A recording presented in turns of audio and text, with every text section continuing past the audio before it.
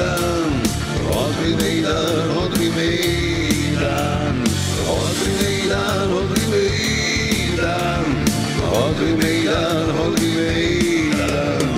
Bir yanda ortağın çilesi, diğer yanda tufanın şiddeti, gezici verdi cesareti. Öyleyse hodri meydan, gemi karaya vurdu, Özdemir atladı kurtuldu. Çınarda kurmaya başlayınca doktor yine umut oldu. Hodri meydan, hodri meydan, hodri meydan, hodri meydan, hodri meydan, hodri meydan, hodri meydan, hodri meydan.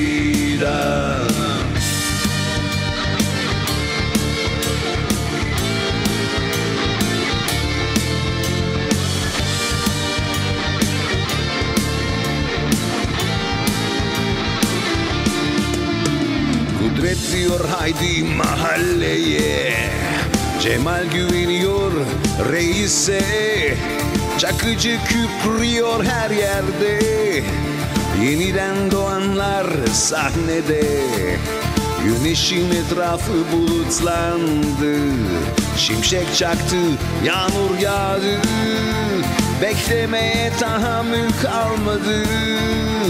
Öyleyse hodri meydan, hodri meydan, hodri meydan, hodri meydan, hodri meydan, hodri meydan, hodri meydan, hodri meydan, hodri meydan, hodri meydan, hodri meydan, hodri meydan, hodri meydan, hodri meydan, hodri meydan, hodri meydan, hodri meydan.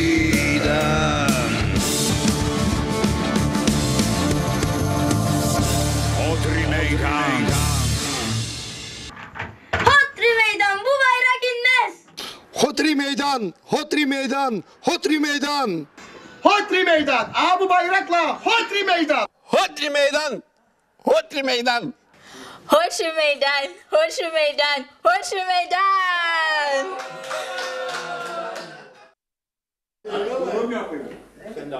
Efendim iyi akşamlar. Evet yine bir halk meclisi gecesinde birlikteyiz. Tabii bu programlara Seçim 2018 Hodri Meydan şarkısı ile birlikte giriyoruz.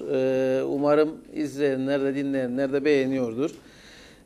Bu akşam Yılmazköy'deyiz. Yılmazköy Spor Kulübü'nde. Hem bölge insanı burada hem adaylar var katılan.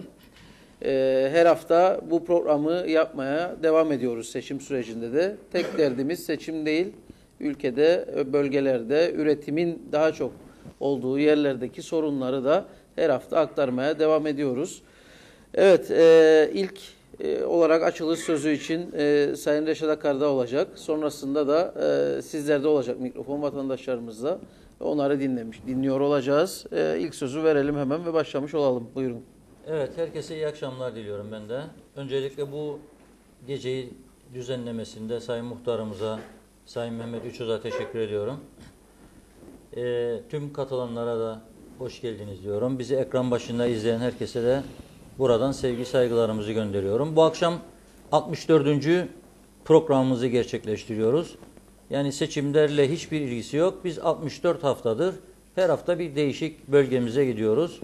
Ve oradaki insanların, çevre bölgelerden gelenlerin ortaya koyduğu sorunları dinliyoruz. Bunları yansıtıyoruz. Buradaki amacımız yaşanan sorunların ortadan kalkması için yetkililere ışık tutmak, yardımcı olmak, halkın dertlerini irdelemek. Çünkü gerçekten güzel ülkemizde çok kısa sürede halledilebilecek çok basit sorunlar da var ama ne yazık ki zaman geçiyor, uzun aylar, yıllar geçiyor. Sorunlar kolay kolay ortadan kalkmıyor. Bunların hızlandırılmasına, çözüm üretilmesine katkı sağlamak amacıyla bu programları gerçekleştiriyoruz. Bundan sonra da devam edecek. Tabii seçimler var diye Perşembe akşamları başka bir programımız var. Önümüzdeki hafta bu 2'ye çıkacak. Hem pazartesi hem perşembe olacak.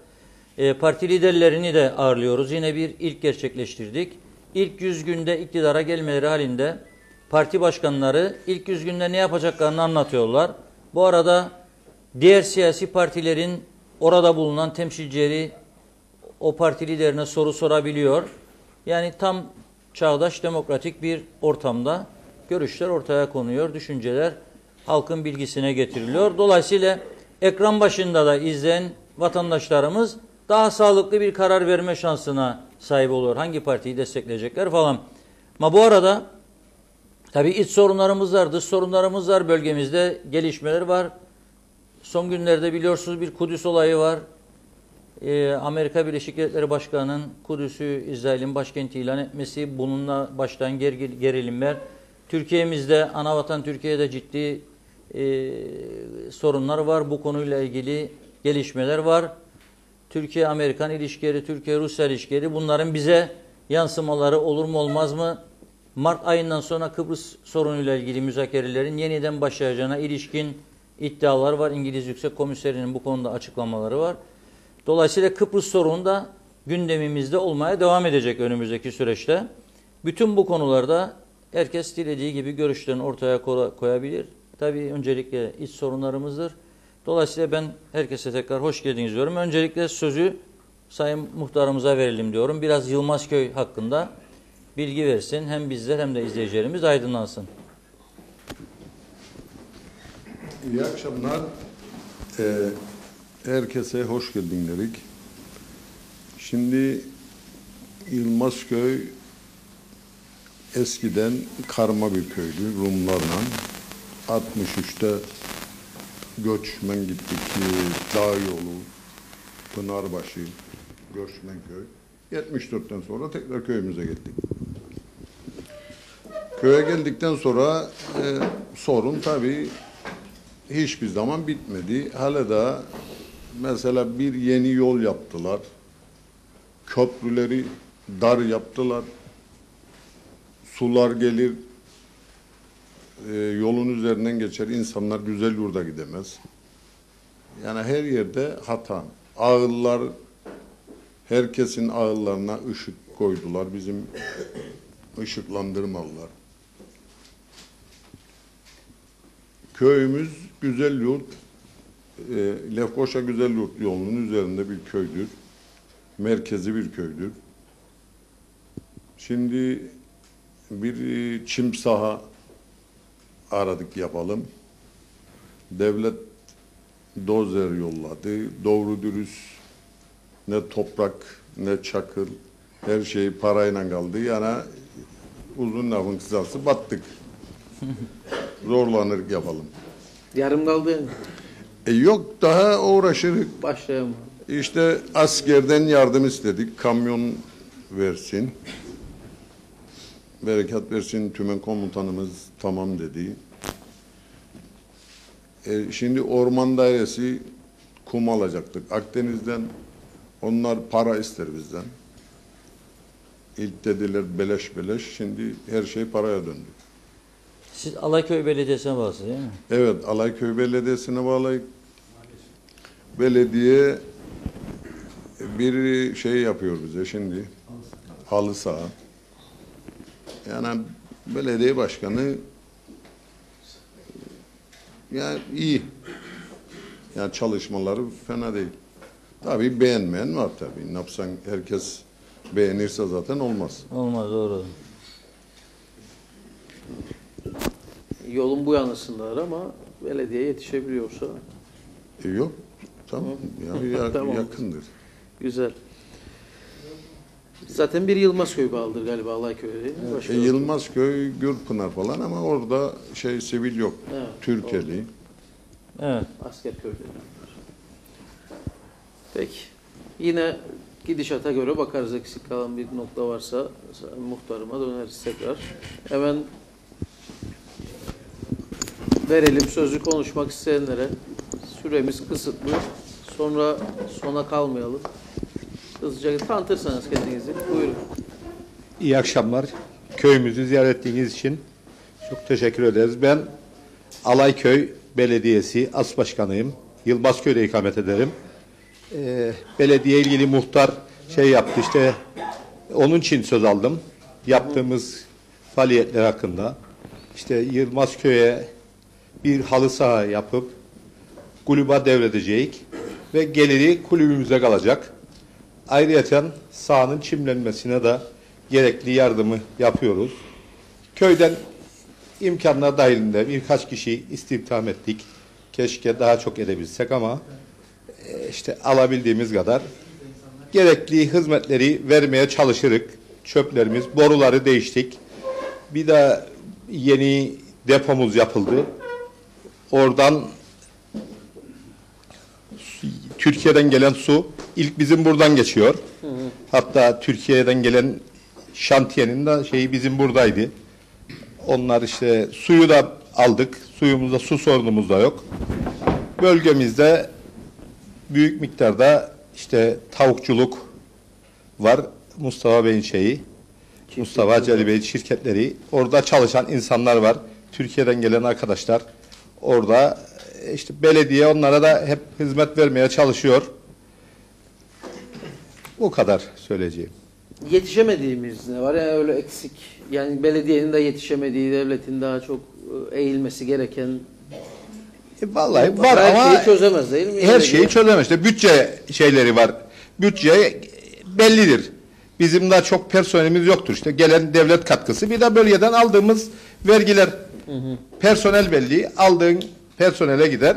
Diğerinden de yatırımları yapan. Yani fazla yaparsan bu sefer diğer belediyelerin olduğu gibi adamları ödeyemez duruma düşecek. Ama belediyemiz şükür olsun maddi konuda çok iyidir.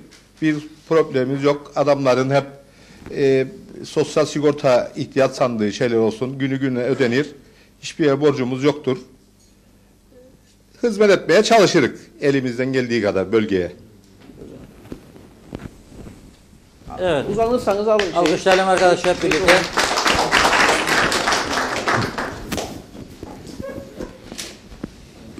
Hepinize hoş geldiniz. Sayın adaylar, Yılmaz köylüler, çevreden gelen arkadaşlar, Diyalog TV'ye bu programı yaptıkları için kaçıncı programı? 64 mi? Size bu programlarda acı ve gerçekleri söylemek isterim. Hiçbir gelişme olmadı. Ben İrfan Işıksal, Ziraat Yüksek Mühendisiyim. 70 yaşındayım. Ateşim hala daha sönmedi. Mücadeleye devam. Aralık ayı 1963'te Ayvasıl'da burada toprağın içine gömdüler insanları. Burada Yılmazköy'de köylüler kaçtı, geldiler Fota'ya. Ondan sonra çıktılar dağa. Bak bölük komutan muavini var. Çavuş var. Beraber askerlik yaptık. Çok acı günlerimiz geçti. Bedel ödedik. Ben bu kısa açıklamayı yaptıktan sonra Evgat'ın su meselesine geleceğim. Emirnameler, bizi Rumlar ezdi, şimdi emirnameler ezer. Çocuğumuza bir ev yapamıyoruz. Bunu ben 10 yerde söyledim, bir daha söylerim. Emirnameleri kim çözecek? CTP getirdi, UVP kaldıramadı. İnşallah bu arkadaşlar kaldırır. Başka bir kanayan yara, taş ocakları. Burada çıkın, 33 tane taş ocağı vardır.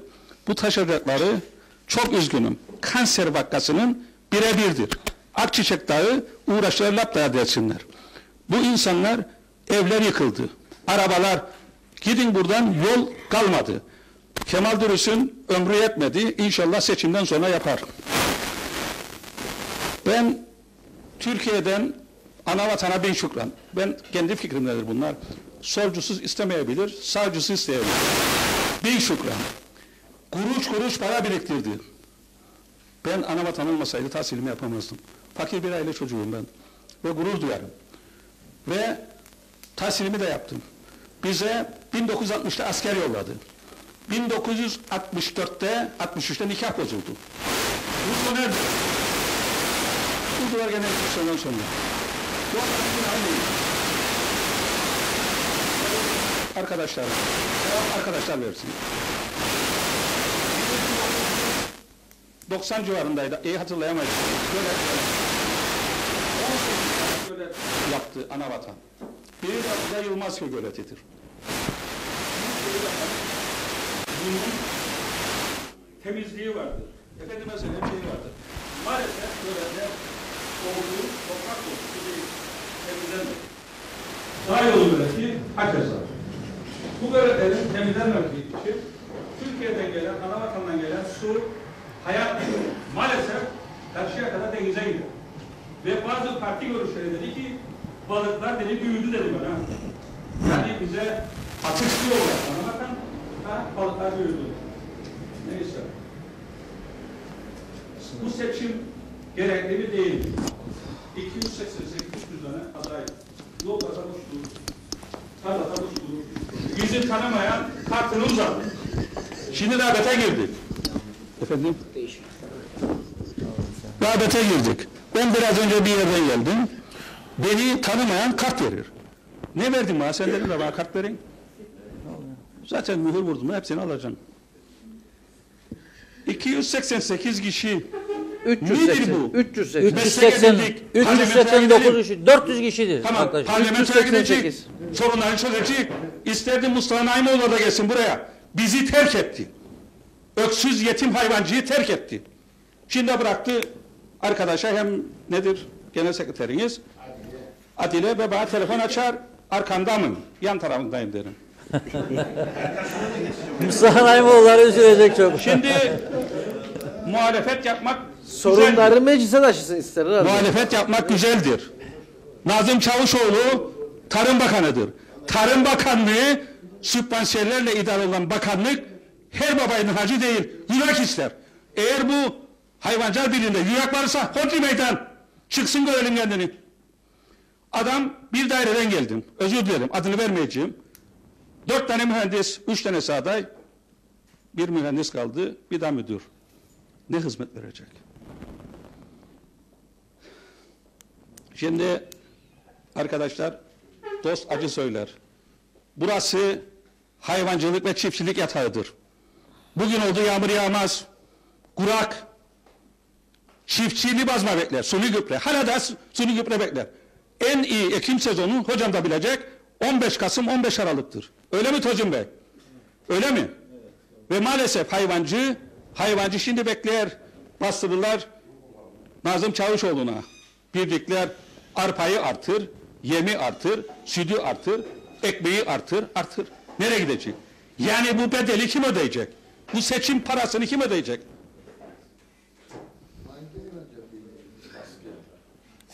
Efendim? Evet. Kim? Devam edin. He? Devam edin. Bitiler başkan Ama cevap vermesin. Devam edin. Ama alır şimdi. Ama Mustafa Naimoğulları ben dedi Hodri Meydan adayım dedi. Ve Tarım Bakanı olacağım dedi. Peki şimdi nerede? Bu akşam gelmedi Mustafa Bey. Efendim gelsin. Geldiğinde de söylerim ben yanına. Gelecek biraz daha. Peki. Tamam.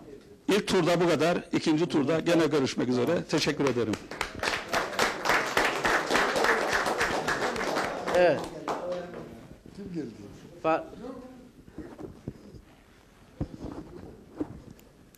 Var mı söz almak isteyen? Ön tarafa verelim hemen. Tanıyalım sizi, buyurun. Merhabalar, ismim Mustafa Azal, Yakınlar Üniversitesi Hukuk Fakültesi'nde akademisyen olarak çalışmaktayım. Şimdi öncelikle bölgemize ve köyümüze geldiğiniz için hepsinize teşekkür ederim. Sessiz olalım yalnız, biraz biz bile duymayız. Köyümüze geldiğiniz için sizlere teşekkür ederim.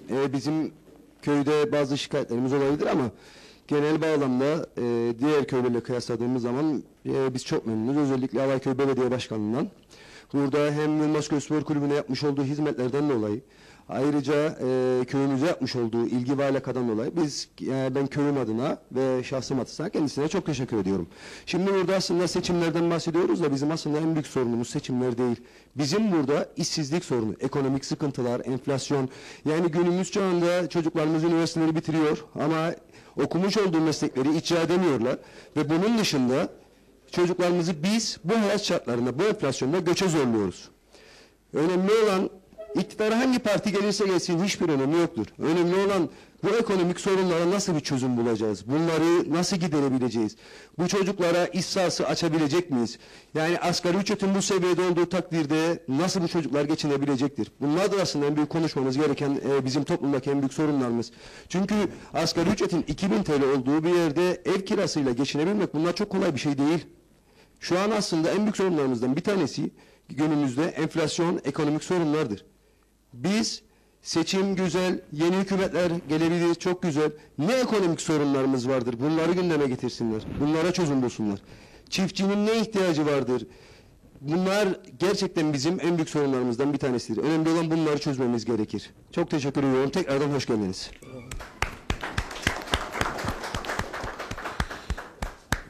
Evet. Aleykümselam.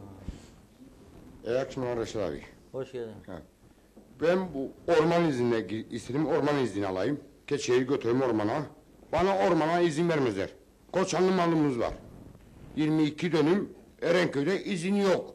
Başkanına izin verirler. Ondan sonra veteriner dairesinde hayır yok. Hüseyin Atabey'inde hayır hiç yok. Hüseyin Bey'in de bu hastalık hayvanları gelmezler, ne tarım sigortası ne şey. Böyle gittik arpayı alalım. Kredili. Yok pul parasıymış, yok odur 200 milyonu verdik. Yarın toprak ürünlerine başka para kantara açık. Gene vereceksin. Böyle hayatta gördü. Sıfır faizi verdi, 5 aylık verdi. Biz anlayamayacak bu işten. Biz usandık artık bu işten. Gelsin alsın genleri gitsin ya. Gelsin al. Kaç tane hayvan var? 55 tane kaldı. Kaç taneydi? 96 idi. Kala kala 55 kaldı. Vizna mavi değil. Kasaba dedim satayım. Kırmızı bloke etti beni. Haberim yok bundan benim. Kasaba sattık. Yesin insanlar açık ve net. Dedim o gazetelerine verin ben. İnsanlara yesin. Gelmen alasın. Tarım sigortası kabul etmez. O biri kabul etmez. Hüseyin Bey'i kabul etmez. Ne gelmez alsın generi. 2013'te borcum çıktı toprak ürünlerinde. Aklın neredeydi senin zamanda kesersin borcumu? Arpayı vermedi bana, parama el koydu. Gittim hayvanları sattım kasaba. Gittim devredeyim kasaba. Olmaz. Neçin? Sen kırmızısın der bana. Ne kırmızısı yahu dedim ben de. Garantiye aldığımı ne hayvan alabilin, ne edebilin. Nerede gözüktü bu? Adam getirdi kendi tıkmalı. Aldım. Ay anam. Ezevengin bunu da. Dur. Aman söyleme de. Yasak getirin bize. Usandım Reşat abi artık. Bu atmadan usandım. Evet, peki inşallah şimdi bu hayvanları... Mustafa dayım olup düştü seçim peşindeyim. Adam haklıdır. Belki o gelir da bir şey olur. Cemal Davaz'dan veteriner dairesi bir işe yaramaz. 11'de evlenirler. 11'de. Gelin götüreyim sizi. Çekeceksin. Eğer bir gün bulursanız dairede ne sana söyleyeyim bak.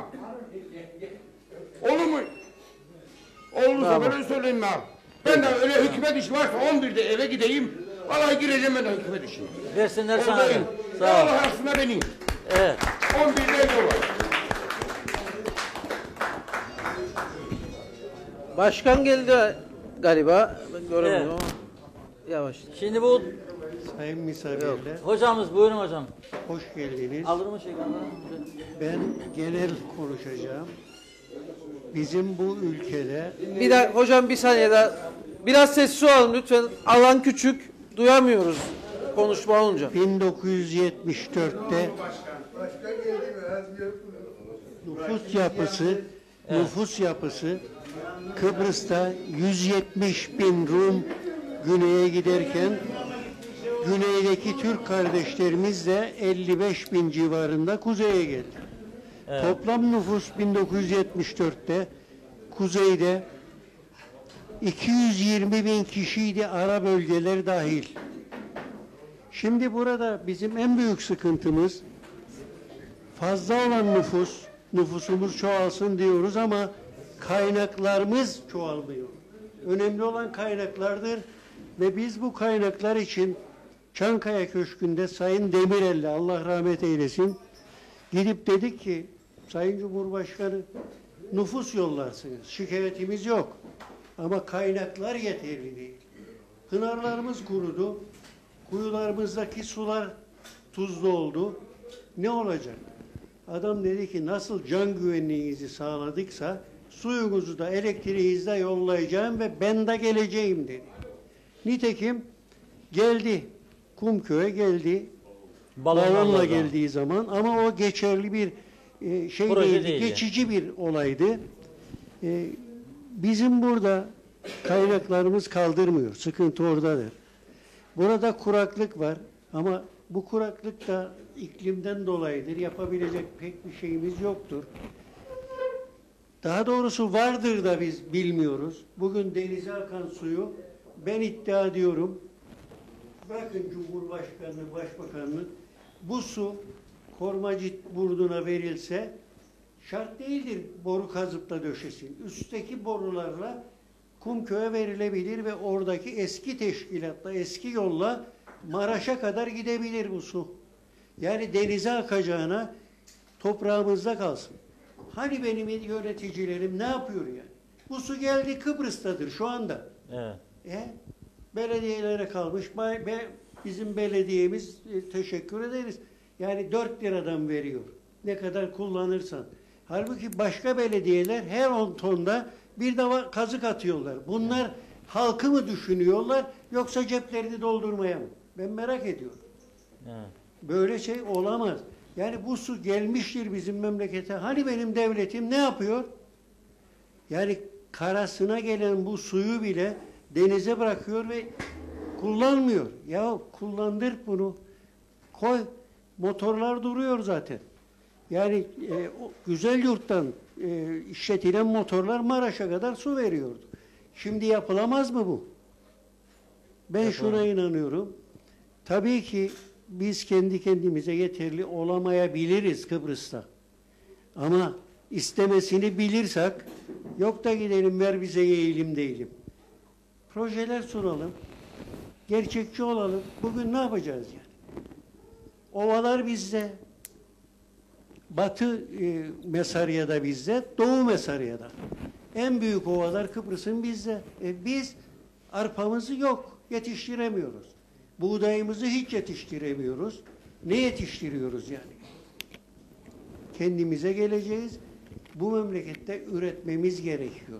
Üreteceğiz. Hayvan da üreteceğiz. Arpa buğday da üreteceğiz. Meyve de üreteceğiz. Eğer biz kendimizi sıkıya koymazsak, idareli gitmezsek hiç düzelmeyeceğiz. Ben hepinize teşekkür ederim. Saygılar.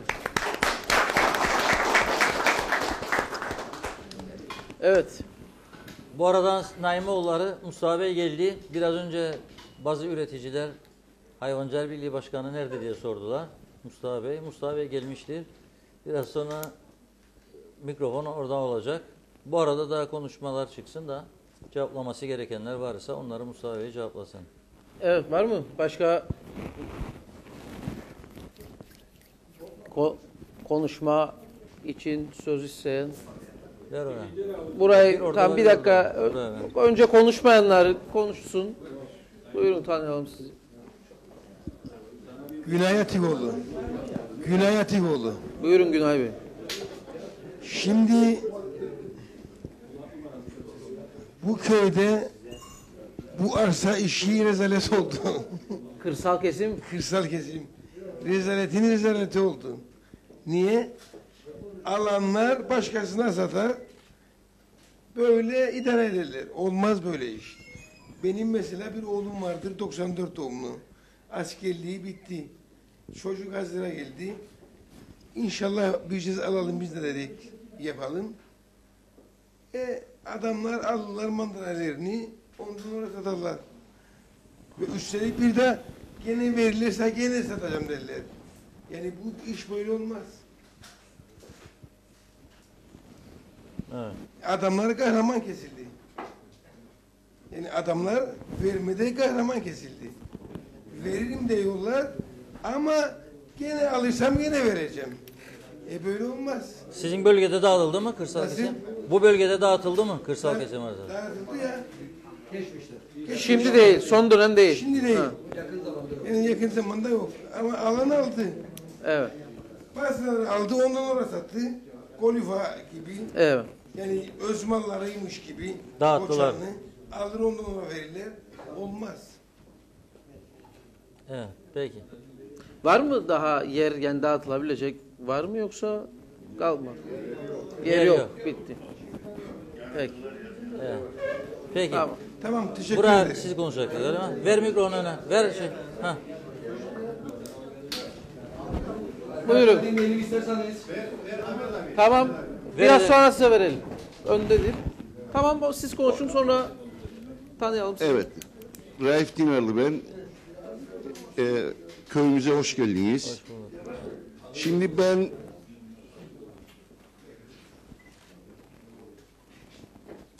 yıllarca hep kulübüyle ilgilendiğim için gençlik üzerine bir şeyler söyleyeyim. Şimdi biz bir saha başlattık. Ama ne acıdır, devletin elemanları ısrarla bize cumartesi pazar gelme niyetleri var. Ek mesai yazsınlar. Ya zaten küçücük bir köy. Başımızdan büyük iş açtık. Çim yapmaya kalktık. Hacı Ali Bey yardım eder. İşte pilet bastık, şu bu bir şey de aydınlatayım ha. Herkes yanılmasın ve iyi dinlesin. Alayköylü arkadaşlar da belediye başkanının bize burada çok bir katkısı yoktur. Daha şu ana kadar hiç katkısı yok. Onu ben açık söyleyeyim. Hizmetleri güzel, teşekkür ederim. Ama şu ana kadar bir hizmeti yani bir katkısı yok. İşte yetiştirdiğimiz gençler pilet satar, şu yapar, bu yapar. Bir de 7,5 milyar Reşat Bey Ulaştırma Bakanı Dürüst Bey'in elemanlarına para verdik. Gerekçe saat 11'de gelir, saat 2'de kaçar. Ne iş var ne güç var. Bu devleti böyle batırdık biz. Cumartesi geleyim diyor, ek mesai yazar. Be kardeşim saat devlet maaşını verir 8'de gelip çıksa bezerin başına işleyesin. Yani bunlar işler acısı durumlardır. Evet.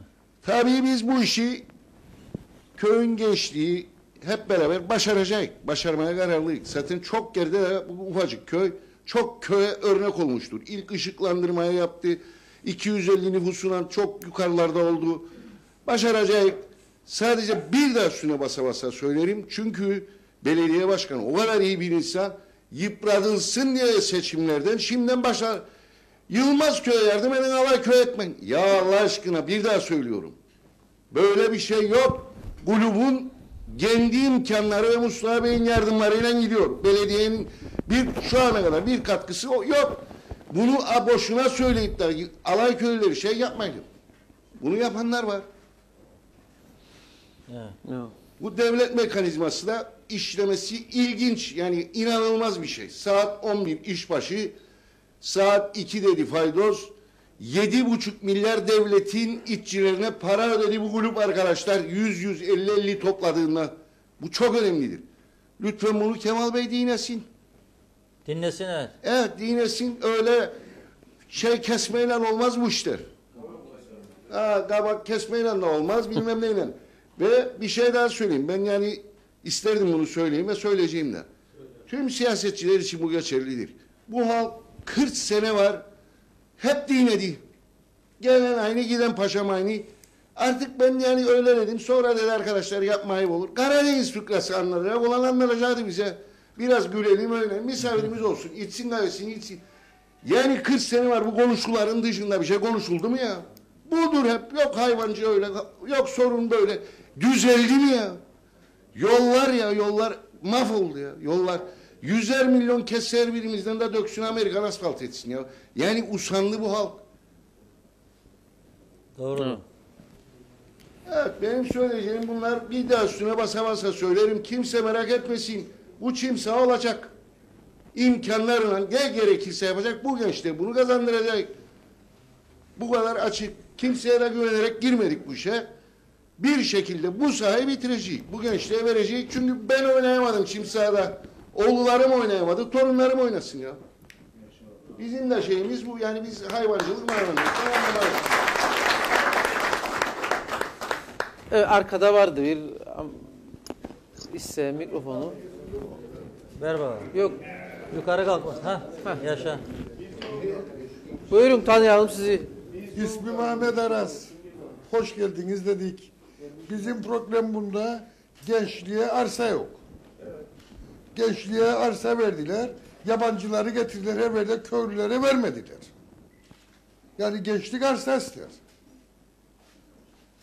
Kime söylersen arsa yok der, yer yok der, bilmem ne yok der.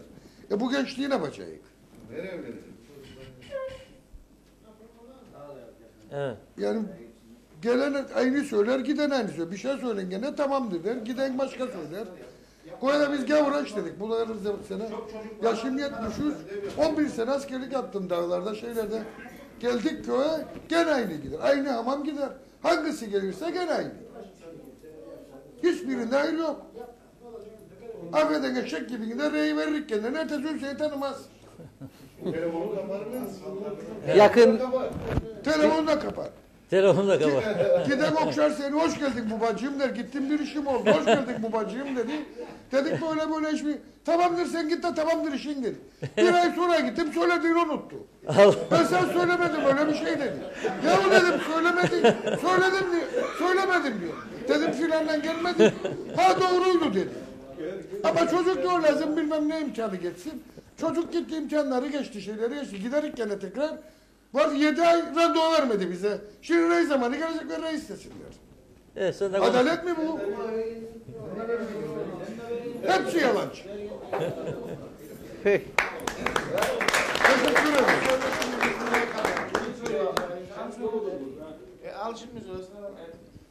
Buyurun. Buyurun.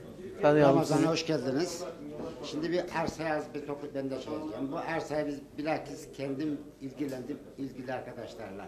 Ben oğluma satın aldım. Ama bu köylü bir geçtiği için hani burada arkadaşlar isim vermiyorum. Beraber gittik ilgili yerlere ilgilendik. Maalesef muhtarımızdan da aldık yazıyı götürdük. Dediler ki muhtardan yazı getireceğim bireysel olmaz. Bu yazıyı da götürdük. Malumum şu anda hiçbir şey yok. Bize zamanında gelip de burada köy kahvesinde vaat edilen olay bizim gençliği Alayköy'e sevk etmeyecekler. Benim oğlum burada benim yanımda olmasını istiyorum. Maalesef Alayköy'de olabilir belki bir yer vereceklerim işte Alayköy'de. Doğru mu? Konuşuldu mu? Yani bizim bu hükümet bu kadar aciz. Şurada 30 tane 40 tane gence bir X tarlayı satın alıp da hani yer yoksa bunu yapamıyoruz. İkincisi maalesef ben bu memlekete 30 yıldır Türkiye'den geldim. En iyi hizmet verenlerden mi? Şu anda geçmiş olduğumuz yol, oğluyun askerlik yaptığı binalar, bilmem neler, biz hepsinde buna emeğim var. Güvenlik kuvvetlerinden emekliyim. İkinci bir konu, bu mesai olayı. 29 senedir buradayım. Ben bizim KKTC'nin daha mesai saatlerini öğrenemedim. Galiba da öğrenemeyeceğim de. Hangi ülkede bu yaz mesaisi? Bugün şeydeki çalışan, özel sektördeki Batlıcan, şeydeki can mı? Yaz mesaiymiş. Ya. Ya öbür adam Akay Bey 160 derecede astrat döküyor. Bizim klimanın karşısında yaz mesaisi. Evet. Hani bilmiyorum bu iş artık yani nereye gideceğiz biz bu şekilde? Yani biz bireysel olarak bunları hani halk olarak da bu işi çözmemiz gerekir. Bu yaz mesaisi, kış mesaisiymiş bunlar. Teşekkür ederim. Peki. Alsın arkadaş şeyi.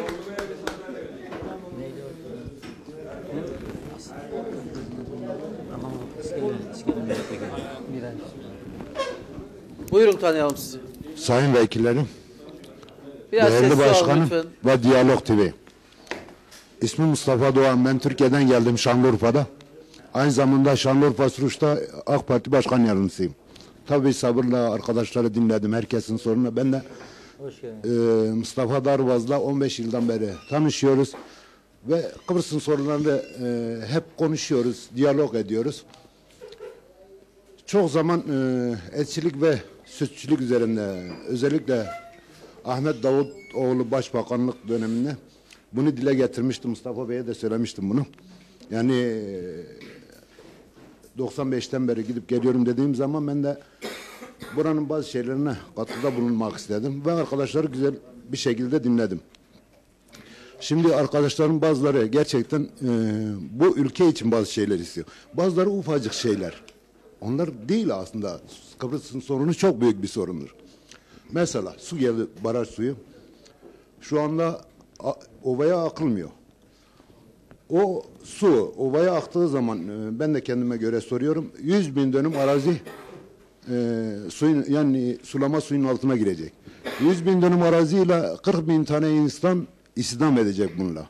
Yani gerçekten bu sorun büyük bir sorundur. Yani benim davarım, benim arsam, benim şeylerim bunlar yani ufak şeylerdir. Ve arkadaşlara bakıyorum. Hep özellikle şu andaki mevcut milletvekillerine yahut da hükümete yükleniyorlar. Kendimiz de bir çaba sarf etmemiz gerekir.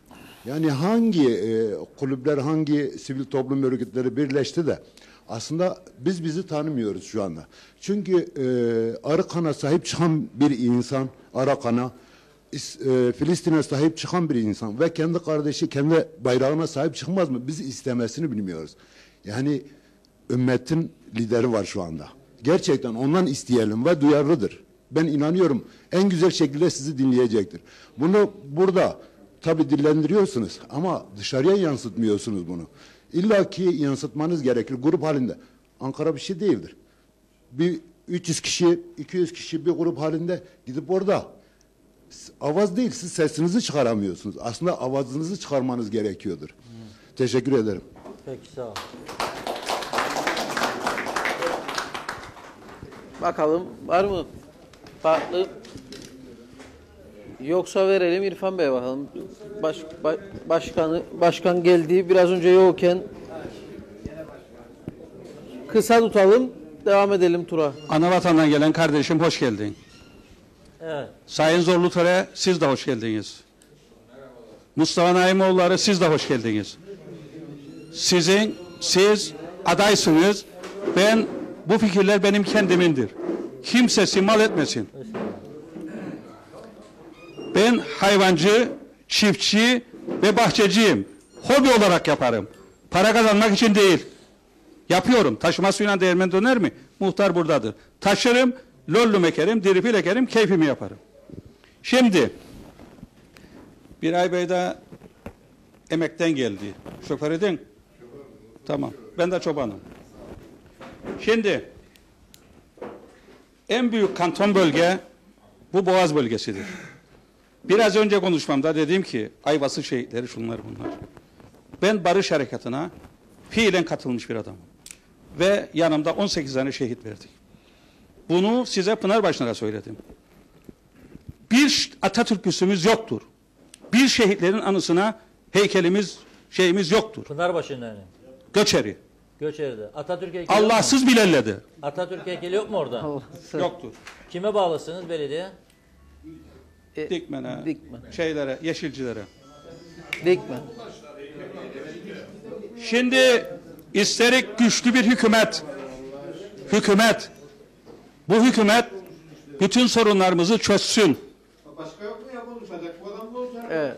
Dövizi düşürsün. Bir dakika yok. Bir dakika yok. Seni mi çekecek ya Türkiye'de? Ve başkasına mı? Ve Veya seni mi geldi Yılmaz yok? Sen gelip bile gelir olacak. Tamam ya. Bir dakika ya. Senin Evet. köyünde ağıl bölgesi var. Benim köyümde ağıl bölgesi yoktur. Neden sosyal konut arsası vardır? Evet. Efendim? Teşekkür ederim. Ver yanındaki arkadaşa konuşsun. evet Yılmaz köylüler konuşsun o zaman. Buyurun. Zaten onun için geldik.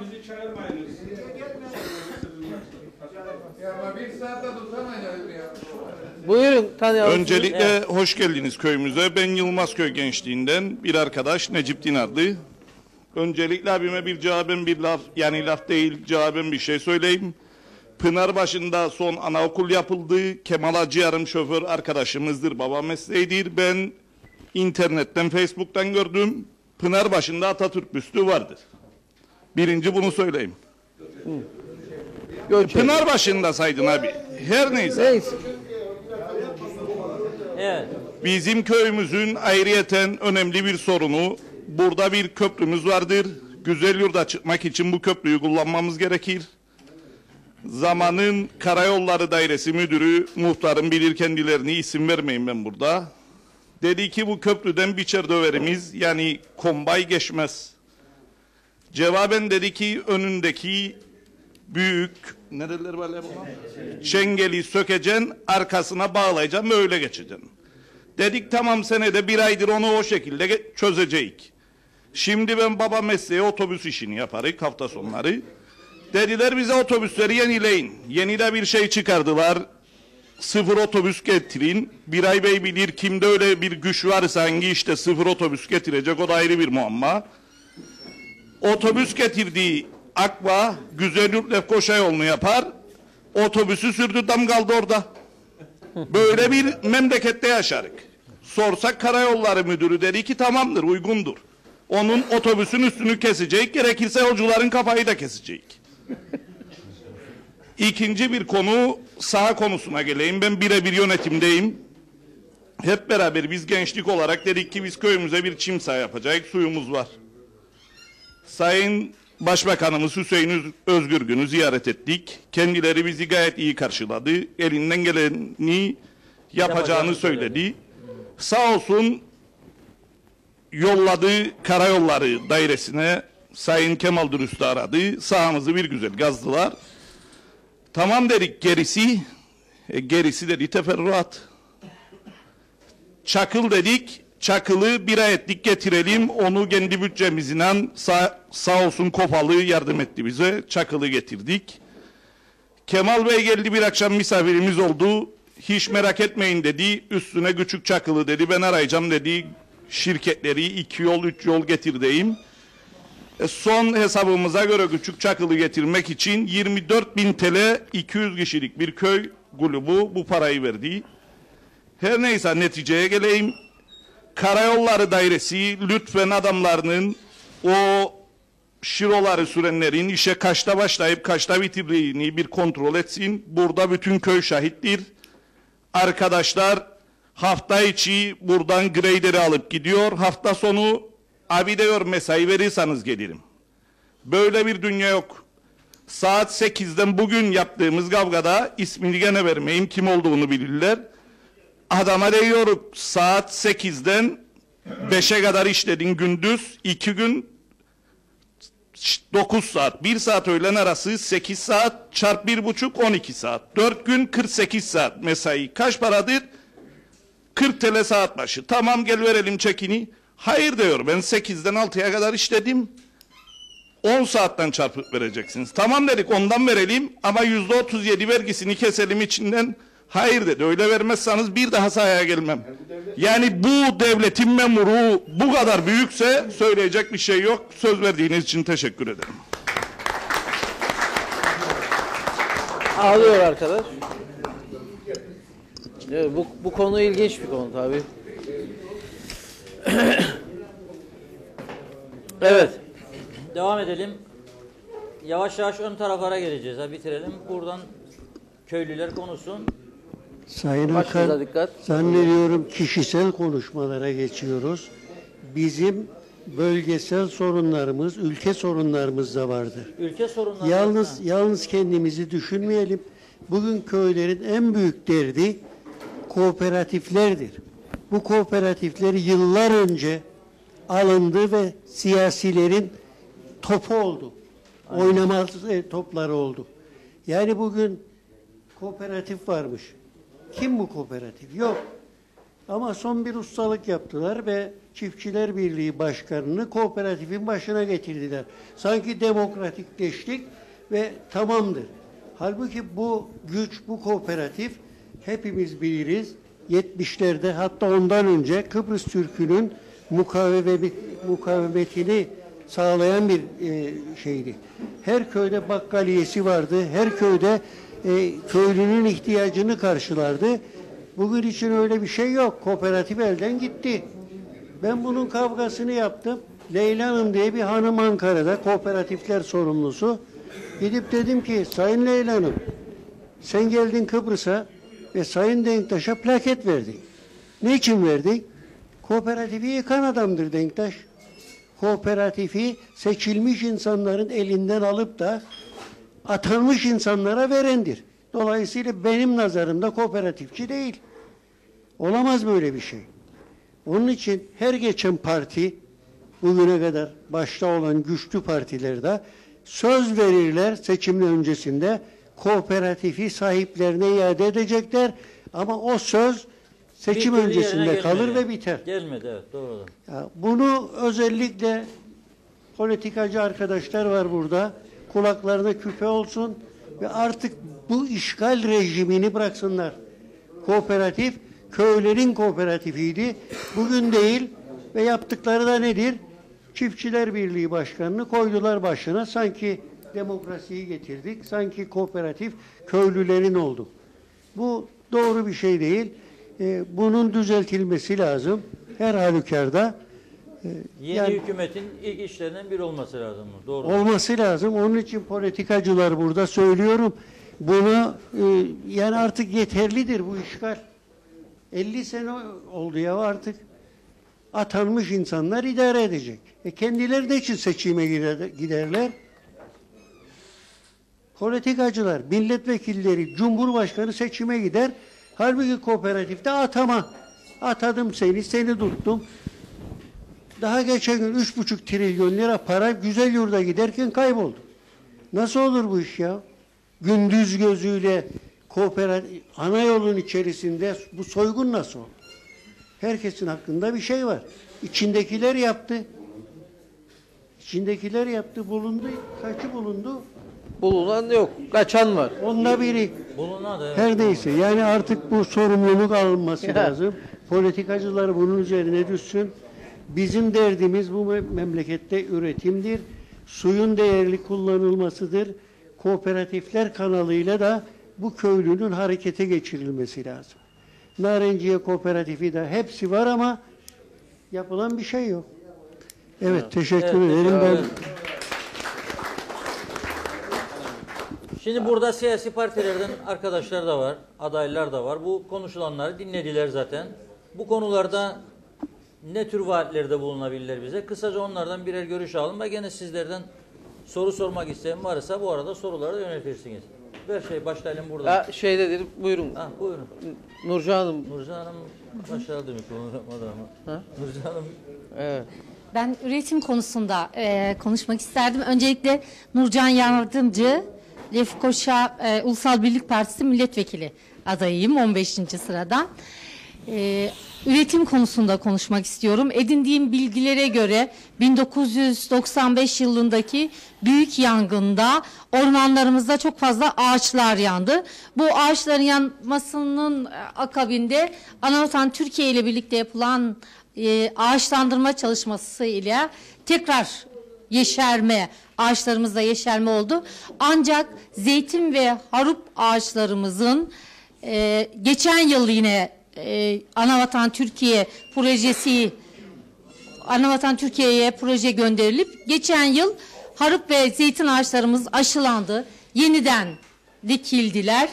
Bu ağaçların tekrar canlanması için, tekrar aşılanması için çalışma yapılması gerektiğine inanıyorum.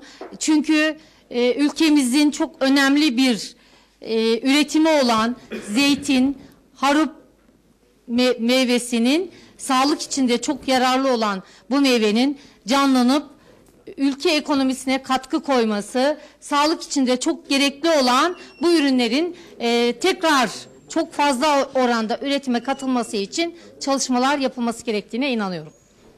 Evet. Teşekkür ederim. Evet.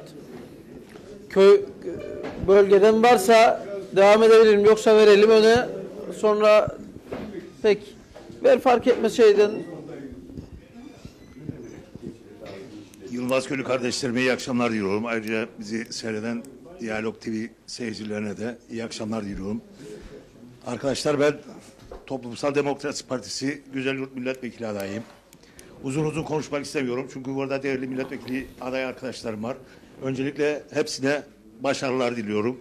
Çünkü inanıyorum bütün arkadaşlar bu ülkenin güzel günlere kavuşması için aday oldular, yola çıktılar ve inşallah bunu hep beraber bu çalışmalarda halkımızın takdiriyle bugüne kadar yapılan hükümetlerin, idarelerinin ne olduğu açık açık ortadadır. Ve bunu her gittiğiniz yerde Sayın Akar, bütün köylü kardeşlerimiz, bütün vatandaşlarımız bütün açıklığıyla, bütün çıplaklığıyla ortaya sermektedir.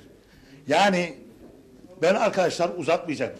Hizmet ettik diyorlar bugüne kadar hükümet edenler. Bakın bu sene saatler bir sene geri alındı.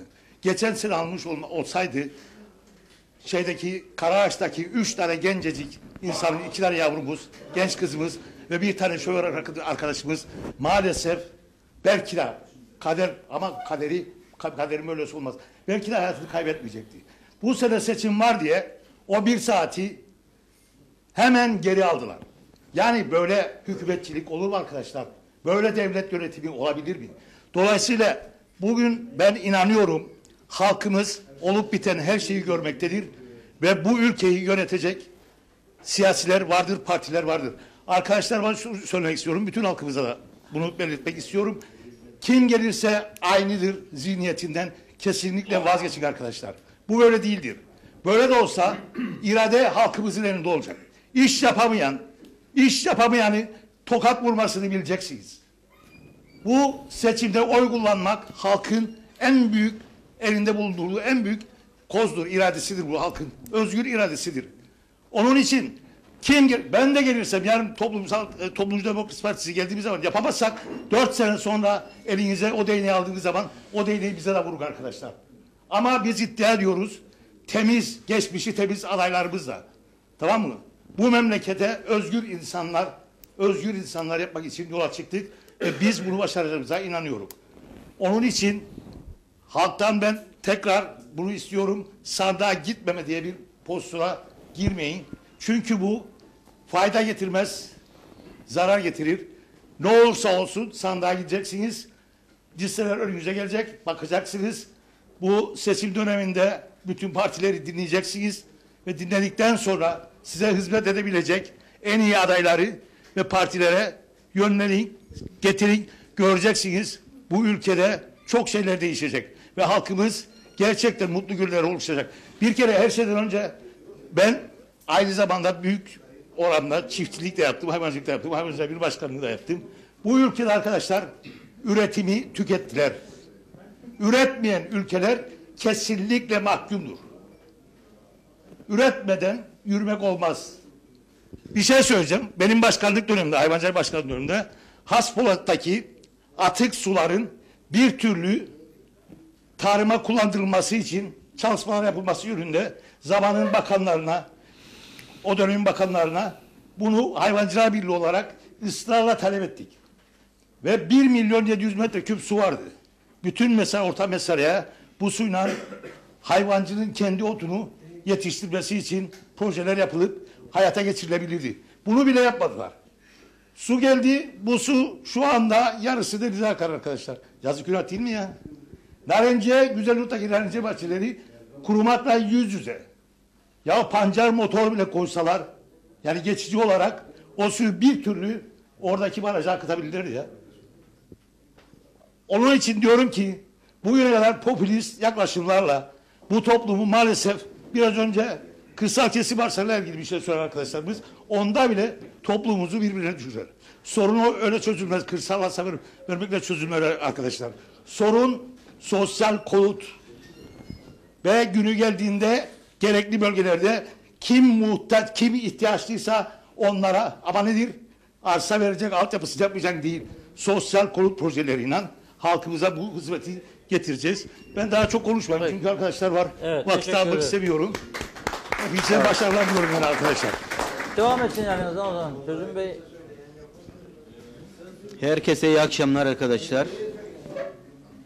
Ben TKP Yeni Güçler Başkan Yardımcısı Tözün Tunalı. Şimdi değerli arkadaşlar, 3,5 yılda 3 hükümetin değiştiği bir dönem yaşadık. Ve bu hükümet dönemlerinde Kuzey Kıbrıs Türk Cumhuriyeti halkına, köylüsüne bu hükümetlerin ne verdiği işte arkadaşlar tek tek söylüyor. Bütün gezdiğimiz köylerde de herkes tepkisini ortaya koyuyor. Artık Kıbrıslı Türk insanının huzura kavuşması lazımdır. Artık Kıbrıslı Türk insanının bu tür olayları konuşmaması lazımdır. Neden konuşmaması lazımdır? Çünkü bu Kıbrıslı Türk insanı 100 yıldır çekiyor arkadaşlar. Ezgi cefa çekerek geldi bu duruma bu insanlarımız. Onun için güzel günler görebilmek için bu Kıbrıslı Türk insanı bu hükümetlerden artık bu ülkeye hayır yoktur. Değiştirme zamanı gelmiştir. Hiç korkmayacaksınız. Değiştireceksiniz. Değiştirdiğiniz arkadaşlar göreve geldi, beceremedi. Onu da değiştirmekten asla çekinmemeniz lazımdır. Şimdi tabii ki bu kırsal kesim arsalarından açıldı. Bugün yine bir yerdeydim. Genç bir arkadaşımız şöyle bir cevap verdi. Abi diyor, ben Dikmen'de kalırım, genç biriyim. Herkes aldı diyor bir kırsal kesim arsası, bana vermediler. Niye dedim kendisine? Alamadım dedi, partili olmadığım için. Ve gittim satın alayım diyor. Aracının aracısı 38.000 isterlin istedi diyor benden. Bakınız, aracının aracısı. Kim idi bunlar dedim.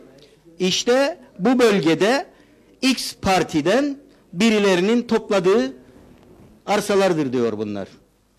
Yazık, günahtır arkadaşlar. Çünkü köylü insanı, işçisi, köylüsü, emekçisi çok zor şartlar altında bir para kazanıyor. 2000 kusur liranın asgari ücret olduğu bir dönem geçiriyoruz arkadaşlar. Ve bu hükümetler sermaye arkasında olduğundan dolayı işçiyi, köylüyü, emekçiyi işte bu duruma düşürdü. Şimdi Yılmazköy genç insanlarımız burada kalmıyor diyor.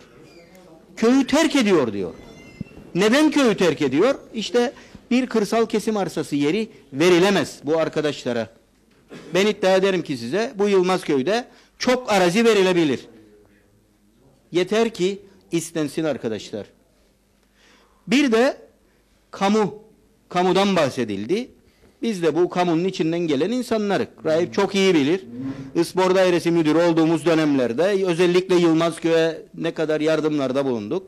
Ama şimdi ben bakıyorum ki bu kadar az nüfusa sahip bu köy insanı sağdan soldan bir şeyler dilenerek bir şeyler yapmaya çalışıyor. Ama maalesef gençlere verilen değer budur işte arkadaşlar. Her şey gençlerimizdir dedik değil mi? Bu mu verilen değer gençlerimize? Ama siz merak etmeyiniz, 7'sinden sonra bu düzen değişecek mutlaka. Tamam mı?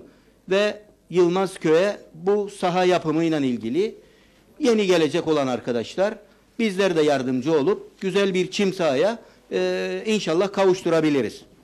Değerli arkadaşlar, taş ocaklarından bahsettik. Bu memlekette bu taş ocaklarını yine politikaya sermaye yaptılar. Politikaya sermaye yaptılar. İşte sen benim tanıdığımsın. Git kur bir tane gamini, sat, para kazan. Şimdi de seçim zamanı geldi. İşte bir iki tane yıkıldı. Geriye kalanlar ne olacak? İşte bugün gidiniz Yayla köyüne, herkes kanser. Gidiniz Akdeniz köyüne, herkes hasta. Tamam mı? Ve tabii ki arkadaşlar burada en önemli noktayı söyleyeyim ben size. Bu göç yasası. Az önce hukukçu arkadaşım çok güzel bir noktaya değindi. Ülkede bizim kime ihtiyacımız vardır? Hangi branşa ihtiyacımız vardır arkadaşlar? Onu bile bilmiyoruz biz. Ve bu çocuklarımız iş bulamadığından dolayı kaçıyor bu memleketten. Beyin göçü oluyor. Ve bunu bile biz durduramayacak pozisyondayız. Şimdi her şeyin başı paradır arkadaşlar. Bugün vergi toplanabiliyor mu bu memleketten? Toplanamaz. Çünkü hükümetin arkasında bu insanlar vardır. Nasıl toplansınlar? İla nihai kurumlar vergisi alındı mı?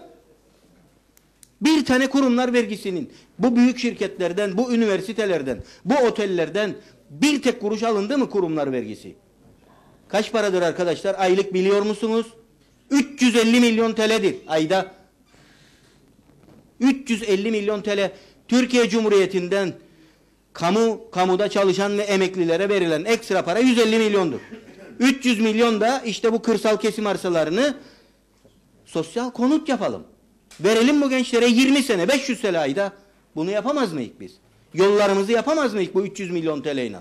Ve artı paramız olacak arkadaşlar. Ama bu kurumlar vergisini toplamaktan kaçıyor bu arkadaşlar. Biz o kadar mı sosyetik bir ülkeyiz ve bir otele 9 milyon TL bağışlanacak elektrik parası ve dönecek bu 9 milyon TL hepimizin cebinden çıkacak. Bu parayı biz ödedik ya. Zannetmeyin başka biri ödedi. Arkadaşlar hepsini de biz ödüyoruz bu paraların. Bizim dönemimizde arkadaşlar bunlar asla ve asla olmayacak. Biz yazılı imza veririk sizlere. 2. Faiz yasası. Bir kişi çıksın da desin bankaya borcu yoktur. 5 katı faiz alırlar arkadaşlar. 5 katı faiz alırlar. Ana parada 5 katı. Adamların evleri gitti, arabaları gitti. Ve hala daha bana hükümet bankalar yasasında değişiklik yapmaz. Arkadaşlar bizim dönemimizde 2 katını geçmeyecek. 2 katını geçmeyecek bizim dönemimizde. Artı evsiz insanlarımıza dediğim gibi bu sosyal konutların 500 TL ayda 20 senede ödemek kaydıyla bu projeleri de gerçekleştirmiş olacağız. Esas nokta eğitim konusu arkadaşlar. Hala daha sınıflarda damdan betonlar düşer. Hemen toparlayıyorum. Bizim dönemimizde her şey ücretsiz olacak. Üniversiteye gidenler de ücretsiz okuyacak. Neden özel üniversitelerde biliyor musunuz? Neden? Para ödemezsiniz arkadaşlar. Bu devlete vergi ödemezsiniz. O zaman 100 tane öğrenci okutmak zorundasınız. Kurumlar vergisini. Devlet isen, eğer otoriteysen sen bu memlekette ya devlet üniversitesi açınız ya da bu üniversitelerden kontenjan alınız. Bu insanlar, bu çocuklarımız okusun. İlle para mı ödemek lazımdır? Devlet babadır arkadaşlar. Bir formülünü bulmak zorundadır devlet. Herkes okuyup bu memlekete hizmet etmek zorundadır. Evet. Sağlık. Arkadaşlar sağlık. Bütün programı anlatmaya vaktimiz yok yalnız. Bir düzeltme yapmak isterim. Evet. Bu oteller kurumlar vergisi. Artık ben rahatsız olmaya başladım. Evet. Birinci dediler ya. Geçen hafta Çakıcı'yla uyardım. Evet. 3 tane ayrı şirket en yüksek kurumlar vergisini ödüyor. Lütfen düzeltin bunu. Şimdi yanlıştır. tamam, Merit'i ayırdık.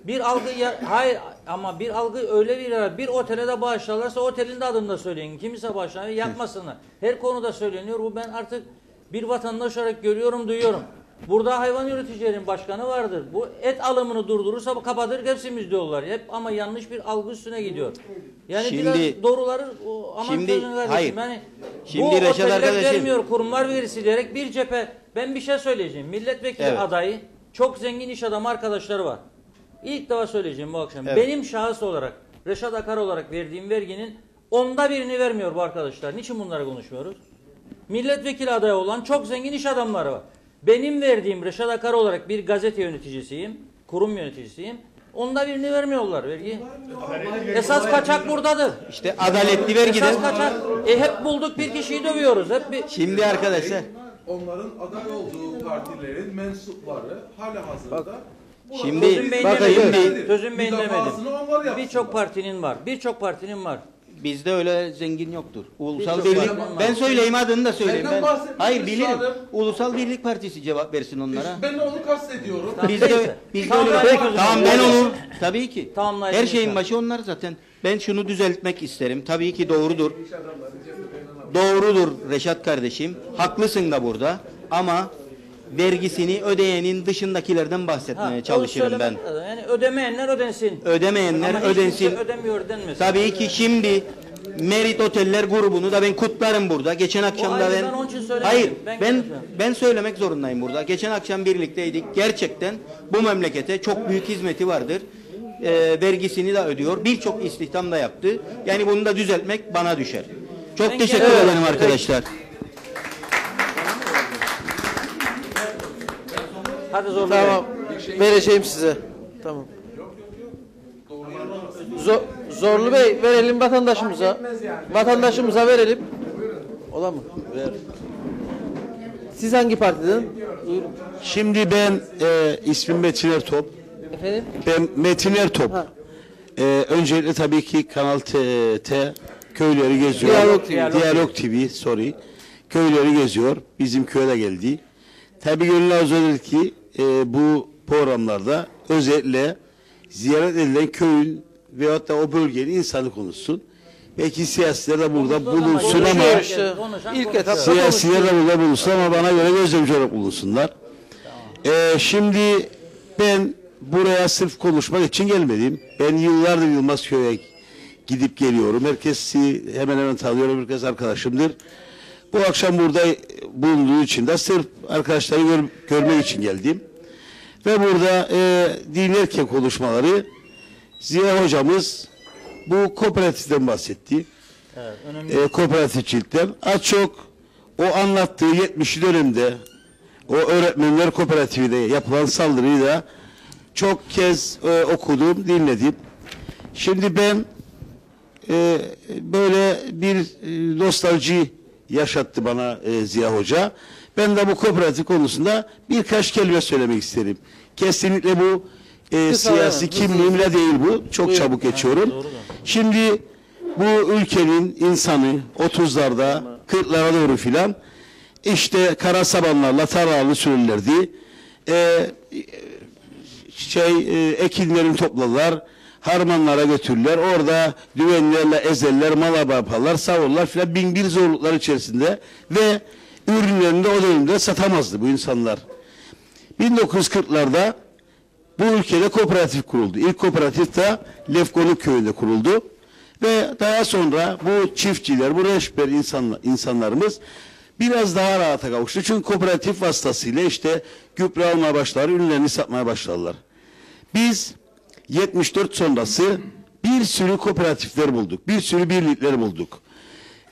Bugün dünyanın her yerinde, özellikle bir örnek vermek gerekirse, İspanya'da, dünyada zeytinde 1. sıradır İspanya. Ama bugün siz 10 dönüm, 20 dönüm zeytin ekecekseniz mutlaka oradaki bir kooperatife üye olmanız gerekiyor. Her şey kooperatife bağlıdır. Biz de maalesef kooperatifçiliği darmadağın ettik. Şimdi 2003 yolların açılmasından sonra sürekli işte bu kuyular nasıl açıldı zamanında hep bunları öğrendik. Mesela biz Zümrütköy'de bir su kuyusunun açılması için önce 10 tane 15 tane üretici birleşir ve hükümete bir dilekçe sunarlardı. Bir kuyu açmak istiyoruz biz. Hükümetle tamam birlik oluşturun, size bu kuyu iznini verelim derlerdi. Biz ne yaptık şimdi? Seçim yatırımıyla veyahut da bilmem neyle ortalığa kuyu izni verdik. Darmadağın ettik. Dönün bakın kooperatif binalar ne oldu? Her köyde kooperatif binaları vardı. Bu Yılmazköy'deki ayaktadır yani. Ya. Gerçekten takdire şayan bir şey. Küçüktür ama ayakta duruyor. Diğer köylere bakın. Bütün kooperatifleri batırdık. Hepsini. İnsanları özele teslim ettik. Dolayısıyla ben diyorum ki bu ülkenin kalkınması için Ziya Hoca biraz önce söyledi. Kooperatifçiliğe çok ama çok önem vermemiz gerekir. Evet. Ben kısa konuştum. Herkese teşekkür ederim. Beni sabırla dinlediğiniz için teşekkür ederim. Ön tarafa verelim. Suat Bey siz alın. Konuşmak ister misiniz? Evet de benden önce Zorlu Bey'in cevap vermesi lazım. Bu kadar cevap verecek cevapları değil. Çok sınırlıdır. 5'er dakika ancak yani. Hızlı gidelim. 5'er dakika vaktimiz ya var yok yani. Çok önemli değil yani. Buyurun. Değerli arkadaşlar, şimdi Ulusal Birlik Partisi bu ülkede en çok iktidarda kalmış bir partidir. Doğru mu? Evet doğrudur.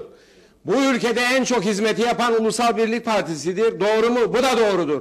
Bu yolları yapan da, üniversitelere yol açan da, üniversitelerin yapılmasına da, otellerin yapılmasına da kapı açan Ulusal Birlik Partisi hükümetleridir. Bu suyun dağıtımında görev üstlenen parti de Ulusal Birlik Partisi'dir. Suya karşı olanlar bugün suyu harıl harıl içerler. Afiyet olsun. Ama suyun gelmesini istemeyenler bugün işte 1,5 senenin içerisinde bu suyu vardır. Vardır. Bu suyun gelmesine hayır diyen siyasi partiler vardır. Parlamentonun içinde vardır. Evet vardır. Senin işte demokrasi anlayışın bu kadardır. Ben konuşacağım, sen itiraz edeceksin. Demokrasi işte bunların bu kadardır. Demokrasi anlayışları böyledir işte. Bu mu? Evet. Muhalefet etmek çok kolaydır. Bas geçsin, yalan vaatlerde bulun. Ama bu ülkeye gerçek manada hizmetleri veren Ulusal Birlik Partisi hükümetleridir. Üniversiteleri bu ülkeye getiren Ulusal Birlik Partisi'dir. Oteller zincirini de bu ülkeye getiren, yatırımları da getiren Ulusal Birlik Partisi'dir. Bu suyun %70-80 dağıtımını sağlayan içme ve kullanma suyunda Ulusal Birlik Partisi'dir. Ama bir senenin içerisinde bütün altyapıyı değiştirip de sulama suyu olarak da bunları vermek kolay değildir. 2020 yılında bunlar hepsi de tamamlanacaktır. İçme ve kullanma suyu da tamamlanacaktır. Sulama suyu olarak da verilecektir. Mesarya'ya da verilecektir. Güzelyurt'a da verilecektir. Bunların projeleri yapılmıştır. Yollarımızda aksilik vardır. Doğrudur. Yılmazköy'den Çamlıbel'e giden yol çok berbattır. Ben de diyorum ki bu yol bir an önce yapılmalıdır. Güzelyurt Girne yolu yapılmalıdır. Bakın Lefkoşa'dan Güzelyurt'a giden çift gidiş geliş yolları Ulusal Birlik Partisi hükümetleri zamanında temeli atılmıştır. Üniversitelerin temelleri de Ulusal Birlik Partisi zamanında atılmıştır. Anavatan Türkiye ile en iyi ilişkileri kuran parti de yine Ulusal Birlik Partisi'dir. Muhalefet her iktidara geldiğinde Anavatan Türkiye ile olan ilişkileri de bozuyor. Devlete olan inancı yoktur. Sadece bir Birleşik Kıbrıs çözümü olsun, Birleşik Kıbrıs olsun. Bunlar da hikayedir. İşte Rum liderlerinin yaklaşımları bellidir. Yunanistan Cumhurbaşkanı'nın, Başbakanı'nın anavatanımız Türkiye'nin Cumhurbaşkanı'yla yaptığı görüşmede ne gerginlikler yaşandı. Ama Birleşik Kıbrıs yarın oluyor diye sevdalananlar oldu. Eğer Birleşik Kıbrıs olursa bu Yılmazköy'de Rumlara verilecek olan yerlerin içindedir. Çamlıbel'de, Çamlıbel'de haritası var bende, arabada getiririm. Anlam planındaki haritada bu bölge ta Alemdağ, Kozanköy'e kadar Şirin Evler'de dahil Rumlara verilecek haritadır. Ama Ulusal Birlik Partisi Rumlara bu bölgelerin verilmesini asla kabul etmez.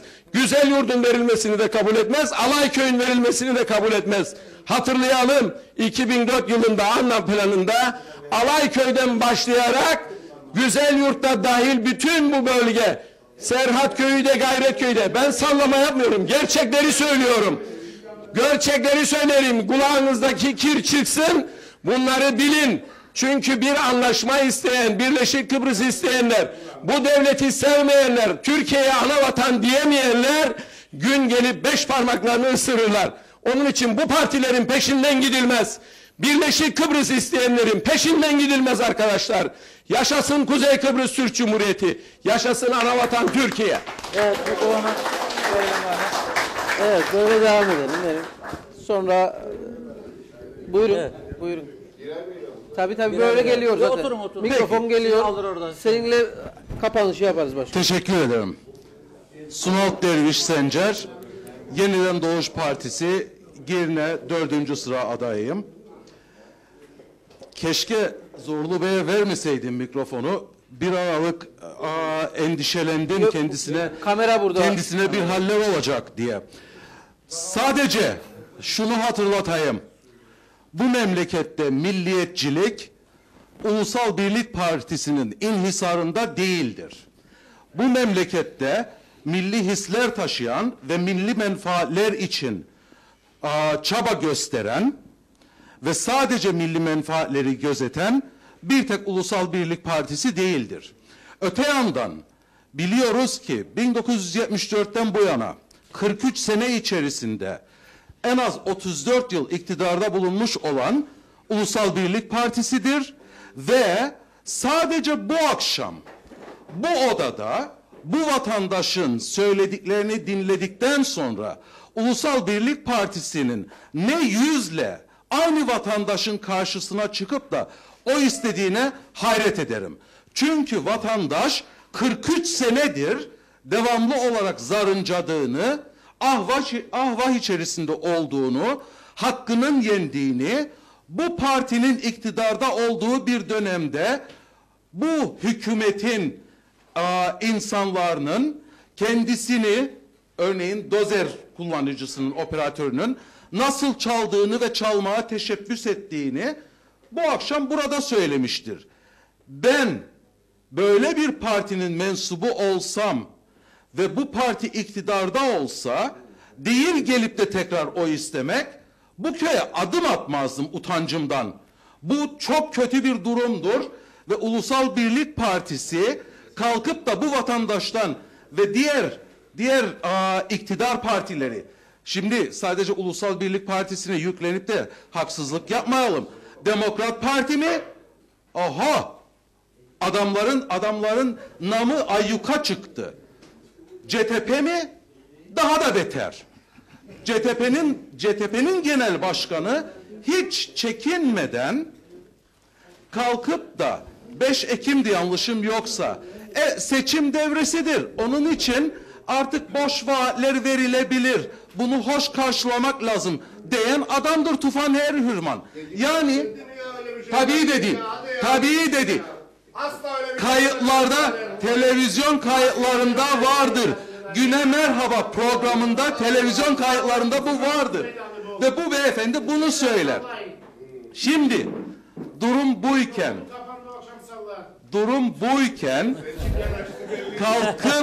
kalkıp da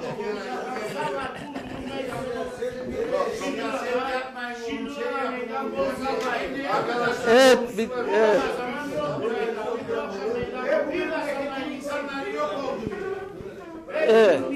Evet. Şimdi zaten Biray Bey'e gelecek. Biray Bey geliyor sıra. Sonat Bey'den sonra Biray Bey dedi. Evet. Şimdi beyler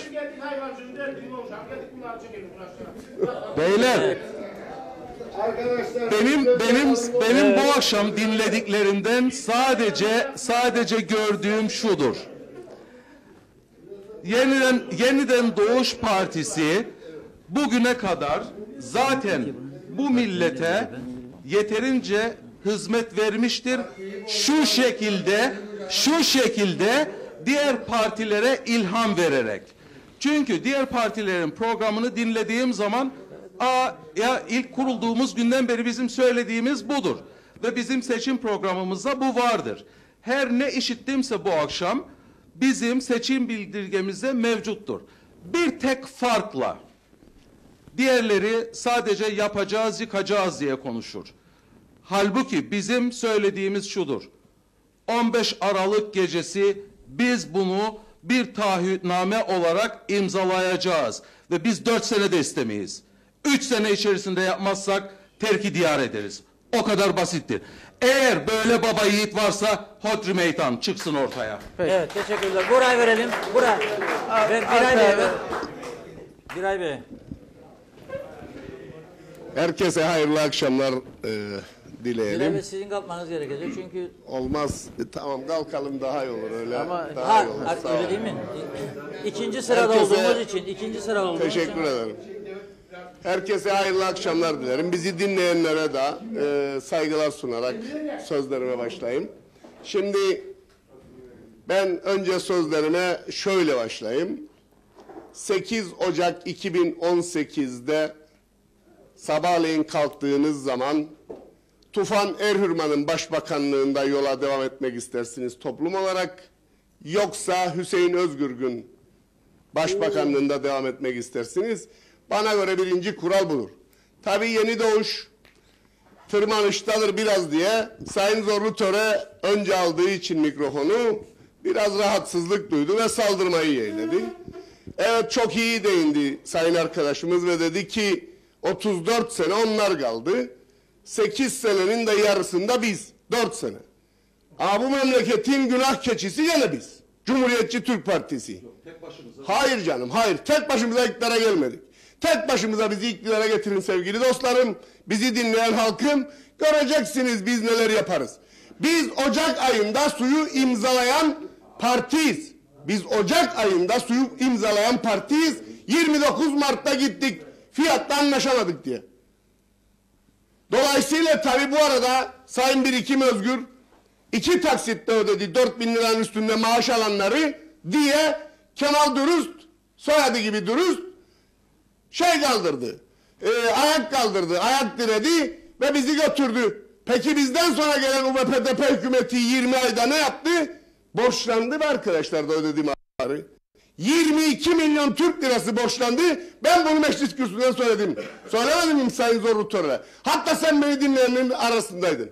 Ne dedim? 22 milyon Türk lirasına 45 günde 750 bin TL para faiz ödediler.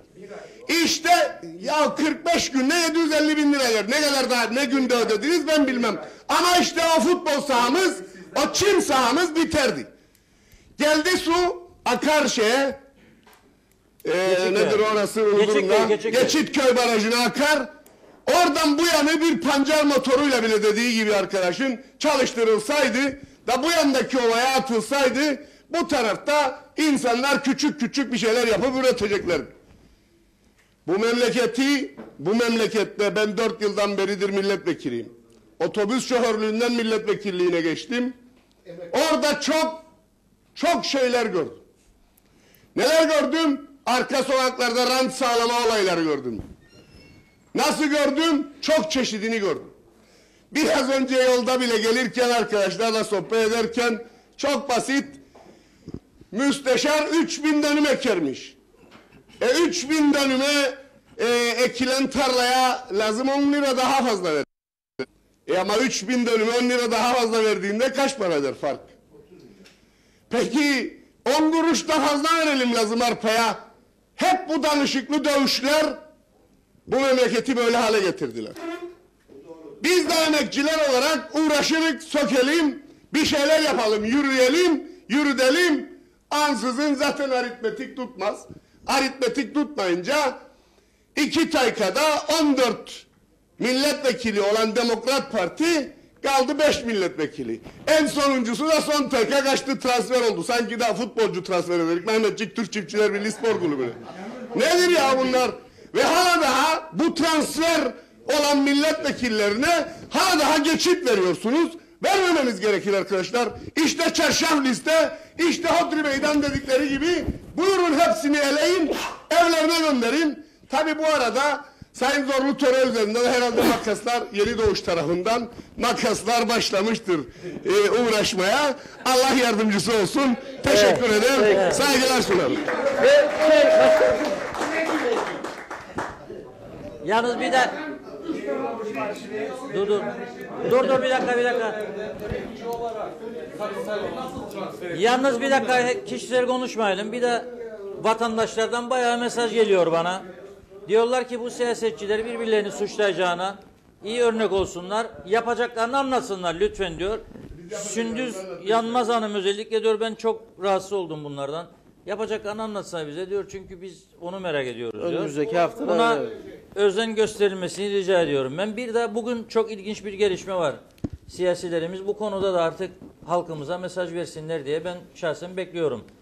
Bugün Rum tarafında Adalet Bakanlığı bir yasa tasarısı hazırlayıp meclise sundu. Milletvekillerinin dokunulmazlığının sınırlandırılmasının dışında Rum yönetimi başkanı da Cumhurbaşkanlarının da yetkileri artık dokunulmazlıkları sınırlandırılıyor.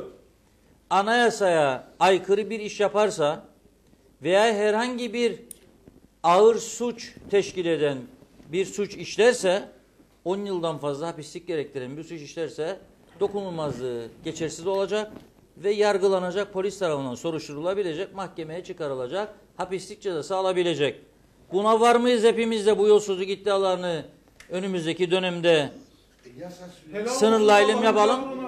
Bunları da konuşalım. Zerre kadar izzet-i nefis sahibi bir milletvekili zaten dokunulmazlık perdesi arkasına saklanmamalıdır. Evet. Çünkü milletvekili dediğimiz şey milletin hademesidir. Doğrudur. Millete hizmetkardır. Vekalet odur. Gelip de milletin tepesine çıkmak değildir milletvekilliği. Onun için dokunulmazlık neymiş? Her vatandaş gibi sen de çizgiden çıktın mı zılgıcı yemelisin. Evet, güzel. Peki Mustafa Bey. Mustafa Bey dedi. Evet, bu arada Tufan Erhürman televizyona oynamış. Tufan Erhürman'ı ben 4 yıl var tanırım. Tufan Erhürman televizyona hiçbir zaman oynamaz. Oynamayacak da. Hiçbir zaman oynamadı da. Evet. Bunu dinleyenler, Tufan Erhürman'ı yakından takip edenler çok iyi bilir. Kendi partisini elektrik dairesine işçi alımında bile eleştiren milletvekilidir kendisi. Teşekkür eder, saygılar. Sağ ol. Peki. Evet. Buyur. Burada Ulusal Birlik Partisi milletvekili var. Yılmazköy Ulusal Birlik Partisi örgüt başkanına Yılmazköy'de mandıralarda yer verildi ve 10.000 TL hava parasına da köylü birine sattı. Bunu da ispat edebiliriz. Burada söylerim. Peki. Hava parası, evet, Zafer Çubuş'u 10 liraya satmış. Buyurun. Evet, değerli dostlar. Herhalde en son sözü ben aldım bu akşam. Evet, Mustafa Bey. Şunu ifade etmek isterim ki üzülüyorum. Görüyorum sizi. Bu davranışları gördüğüm sürece üzülüyorum. Herkes kendi penceresinden baktığı sürece biz bu topluma bir şey veremeyiz. Ben bugün hasbelkader biz de aday olduk. Köyleri geziyoruz. Her yeri geziyoruz. Utanıyorum insanlardan ben. Beni destekleyin demekten utanıyorum. Çünkü o kadar sorun var ki 380 tane milletvekili adayı, 8 tane parti. Geldim şimdi buna. Herkes öyle o kadar şey konuşuyor ki. Sayın Doğuture'yi bir ara gördüm ki. Dedim kaybet olacak herhalde. Ben düşündüm. Sıkıntı içinde. Ben bugüne kadar bütün siyasilere, bütün insanlara saygı gösterdim. Saygılı oldum. Hazmedeceksiniz. Her hafta aynı şeyi konuşmaktan usanmadı gibi Sayın Doğuture. Halk tepki gösteriyor size. Demiş tamam da şimdi ben şunu söylüyorum. Şunu söylüyorum ben. Yani kavga ediyorsunuz. Her hafta kavga etmekten usanmadınız mı? Her hafta kavga ediyorsunuz. Halk tepki gösteriyor, kavga etmeyiniz. Bugün siyasi partiler hepsi de kendi pençesine bakarak doğru söylemiyorlar bu halka. Halk adalet istiyor. Halk haksızlıktan usandı. Halk hizmet istiyor. Halk ne istiyor? Halk bu ülkede üretim istiyor. Üretime değer vermesini istiyor. Çıkmışlar bize aynı şeyi söylüyorlar. Artık bu halk usandı, bu şekilde kavgalardan usandı. Demokrasi varsa bu ülkede hazmedeceksiniz. Herkes de eleştirecek. Herkes de dediğini söyleyecek. Ama ben bugün üzülüyorum. 8 parti bir köyün nüfusu kadar aday. Nereye gidecek ya? Nereye gidecek arkadaşlar? Yani ben utanıyorum resmen. Gidip bana oy verin demekten insanlara utanıyorum. Diyorum ki ister verin ister vermeyin. Çünkü ben sizi gördüğüm sürece ben size oy istemiyorum. Destekleyin de demiyorum beni. Ben arkadaşlar hayırla ben söylüyorum ki yemin ediyorum insanların ne hissettiğini bilmiyorlar. Ne düşündüğünü bilmiyorlar. Geldi herkes burada değişik değişik düşüncelerde ama size gelen mesaj da belli. Sayın Akar, ne koyacaksınız ortaya? Ne öğreneceksiniz? Hangi haçına mı yerleştirecek? 2 yıla bu program oluyor. Haçana mı yerleştiriyoruz birbirimizi? Ne yaptık? Suyu mu çözdük? Ne yaptık? Ödemeyi mi yaptık? Ne yaptık? Neyi çözdünüz? Hükümettesiniz 19 aydır. Ben bir şey söylemiyorum. Ben diyorum ki şunu. Halkı kucaklayınız. Halkı kucaklayınız. Halkın elini sıkarak arkasından da yalan söylemeyiniz. Usandı bu halk bunlardan. Hizmet istiyor. Adalet istiyor. Bir köye gidip de siz örgüt başkanları ağacı dağıtmayacak. Gerçek hayvancıya geçik çiftçilersiniz. Örgüt başkanları köylerde Mariana Zistadları diyor. Böyle bir şey olamaz. Bunları yapacak olan belli yerler değil. Tarım Bakanlığı'dır, İşler Bakanlığı'dır ama kime verecek? Gerçek hayvancıya geçik çiftçiye verecek. Yani bunu adaletli yapmanız lazım. Biz yorulduk. Yani ben orada duruyordum geldim buraya ki ben biliyorum ne olacağını. Yani bu olan daha da büyük boyutlara çıkacak. Ya onun için halk tepki gösteriyorsa aynı şeyi söylemekten değil, Ulusal Birlik Partisi ne hizmet verecek? Bundan sonraki süreçte yollar konusunda şikayet var. Su konusunda şikayet var. 7 lira turusu alarak bu halk hayvancılık, tarım yapıyor. Hani verdiniz, 2.30 aldınız bu suyu. Ben Çavuşoğlu'na orada söyledim. Bu suyun fiyatını tarım hayvancılığa 7 liraya veremezsiniz. Ne yaptı? Belediyelere girdiniz. Belediyeler çözsün. Devlet böyle olmaz. Devletsiniz siz, tarım hayvancılık suyunu ayıracaksınız. Diyeceksiniz ki tarım hayvancılığa ben destekleyeceğim. Her gün zam yapmaktan başka ne yaptı bu hükümet? Ne yaptı her gün zam yapmaktan başka? O yüzden eğer bu halk memnunsa, sağın solduğuna memnun olursa ben de oyumu Ulusal Birlik Partisi'ne vereceğim. Herkes de Ulusal Birlik Partisi'ne versin. Yani eğer diyorsanız ki bu ülkede 40 yıldır biz hizmet veriyoruz, bu hizmet vereceğiz, hadi yapınız bu işleri devam ediniz.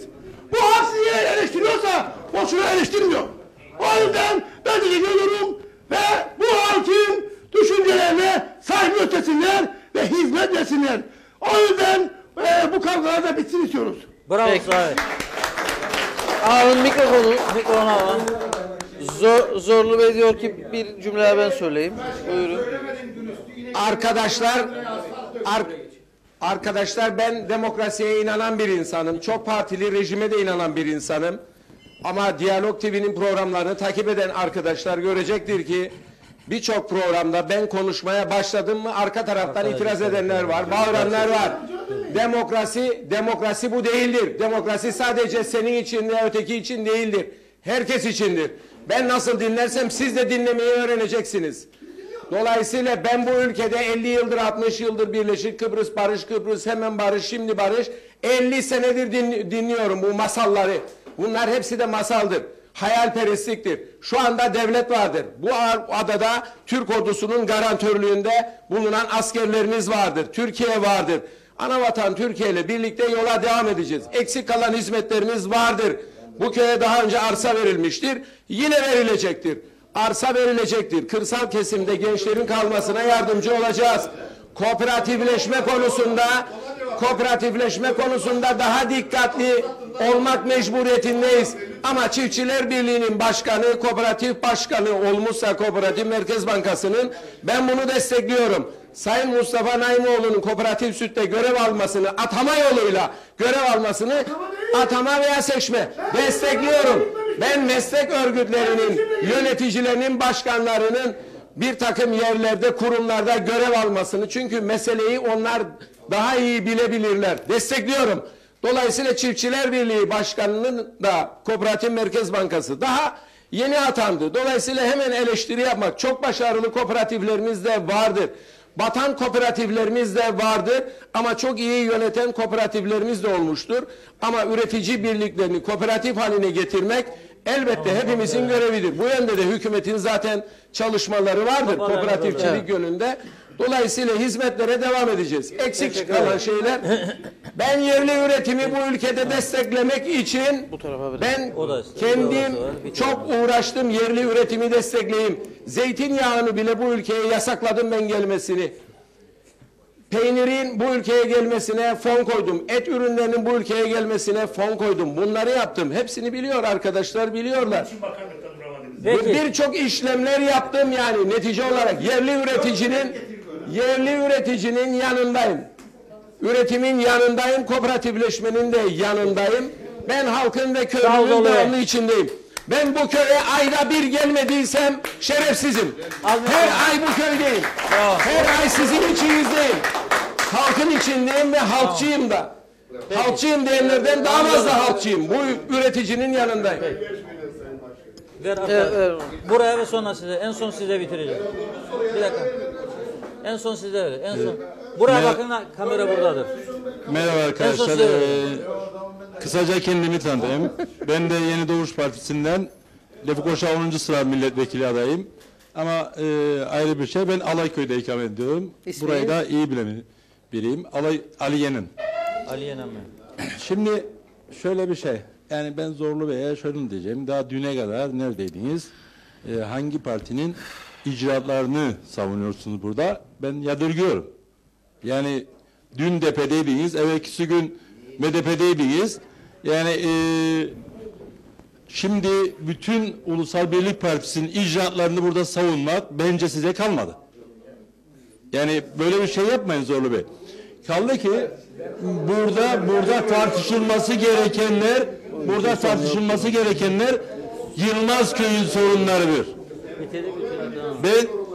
Burada bunu tartışacaksınız. Siyasi partilerin belki reklamı yapılır olur ama bir yere kadar eğer siyasi partiler bu köyün sorunlarına çözüm bulacaksa buraya gelip konuşsunlar. Aksi takdirde bu köyün sorunlarına çözüm bulmayacaklarsa bence burada olmasınlar. Daha önce de ben size basit bir şey söyleyeyim. Benim babam Alaköy'de kooperatifin kurucusudur ve kooperatif başkanlığı zamanında tek temettü dağıtan biri. Kooperatifin yapısı kar payı dağıtır, temettü dağıtır. Bugüne kadar burada yapılmayan kooperatiflere devletin, idarenin el koyduğu bir dönem vardır. Siz bunu eğer çiftçilere, üreticilere, kooperatifleri gerçek sahiplerine vermeyi taahhüt edebiliyor musunuz? Yapamazsınız. Çünkü 30 yıldır yapmadınız. Biz diyoruz ki bunu veririz. Bugün 6 tane kooperatif, ama dikkat edin, kredi kooperatifi, üretim kooperatifi değil, kredi kooperatifi bu kooperatifin yönetimini ele alsın diye dava açtı. Bakın sizi devre dışı bırakıyorlar. Kredi kooperatifleri sizin kooperatiflerinizin üzerine düşecek. Bunun farkında değilsiniz. Ben Eğitim Bakanı'nda bir müfettişim, yükseköğretim müfettişiyim. Özok Üniversitesi kurulurken ben geldim ve buradan araziyi gösterdim arkadaşlara. Ali Özok'un kurucu arkadaşlarına ve dedim ki buraya bir üniversite getirin. Çünkü ben Alayköylüyüm, ben Yılmazköy'ü bilen birisiyim. Ama siz geri de burada 40 yıldır, 32 yıldır eğer idarede olduğunuzu iddia ederseniz ki değilsiniz, ben size diyorum ki dün başka bir partideydiniz, bugün buraya geldiniz ve yolu yaptık, suyu yaptık diyorsunuz, hayır. Hiçbirisini yapmadınız. Peki Ali Bey. Hiçbirisini yapmadınız. Teşekkür ederim. Sağ olun. Hadi ver. Tamam. Evet, son ben Reşat Bey, demokrasinin güzelliğini söyleyelim ve hepsimize tahammül edelim. Benim kardeşim ÇTP'ci, senelerce miktar UVP'den, ben demokrattan, hiçbir gün dahi bu köyde tartışma ve kavga olmadı. Rica ederim, yani demokrasinin güzelliği bu. Ben mecbur değilim onun fikrini taşıma. Ha, şimdi gelelim, bir dönem biz Zorlu Bey'le geldin köye, UVP'den demokrata geldin. Beraber çalıştık ama ben bakarım maronitler alır beyefendi söylen ama maronitler alıyor arsaları, tarlaları. Ne yapacak? Bana onu söyle. Mallar gitti. Şimdi söylem.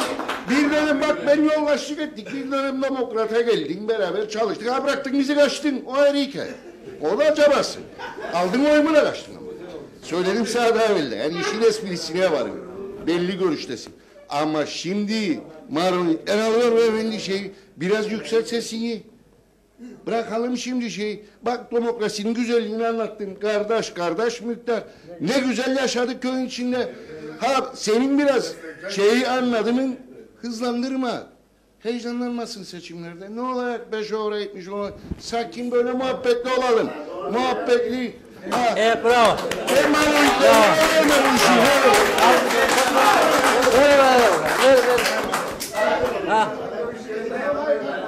Arkadaşlar ben burada değilim ama konuşmayacaktın. En son aldığın sözü. En güzel söz senindir şimdi. Mikrofonu böyle. Buraya geldiğiniz için size teşekkür ederim. Bu bölgenin en büyük sorunu silodur kardeşler. Çiftçinin silosu. Başka hiçbir şey yok. En büyük ihtiyaç. Ne diyorsun ben Aspolat'a götüreyim arpamı? Arabamın dökerim buraya masrafsız. Kamyon parası ödemem. İçeri baştan dökerim. En büyük sorun ama. Peki. Duyulmaz. Dur yakala. Bana ne o biri milletvekili olarak para kazanacak. İçerisinde Bravo. Kendi sorunumuzu konuşalım. Bana ne bunun milletvekilinden ya. Çok güzel. Bravo. Alkışlayın. En güzel sen olursun şimdi. Al mikrofonu tak. Buraya geldik milletvekilimizi seçmeye geldik. Bravo. Evet. Peki. Hadi. Evet, noktalıyoruz programı. Var mı? Son işleri çekebilir. Son konuşmadır, bitiriyoruz. İyi akşamlar değerli arkadaşlar. Ben Erdoğan Manim. Gönül arzu ederdi burada. Adaylarımız, tüm partilerin adayları konuşurken sabırla dinleyelim arkadaşlar. Biraz önce Raif onu söyledi. Eğer demokrasiye inanırsak ondan laf atma, bundan laf atma olmaz. Herkes saygıyla konuşmacıyı dinleyecek, Ondan sonra arzu ederse mikrofonu alacak ve konuşacak. Bu işin doğrusu budur. İkinci konu ben böylece arzu ederdim. Yılmazköy'ün sorunları tartışılsın arkadaşlar. Konuştular ama onlar da konuştu. Konuştuk ama bu Siz geç geldiniz, konuştular. Siyasi arena döndü burası. Konuştular. Seçim arenası oldu.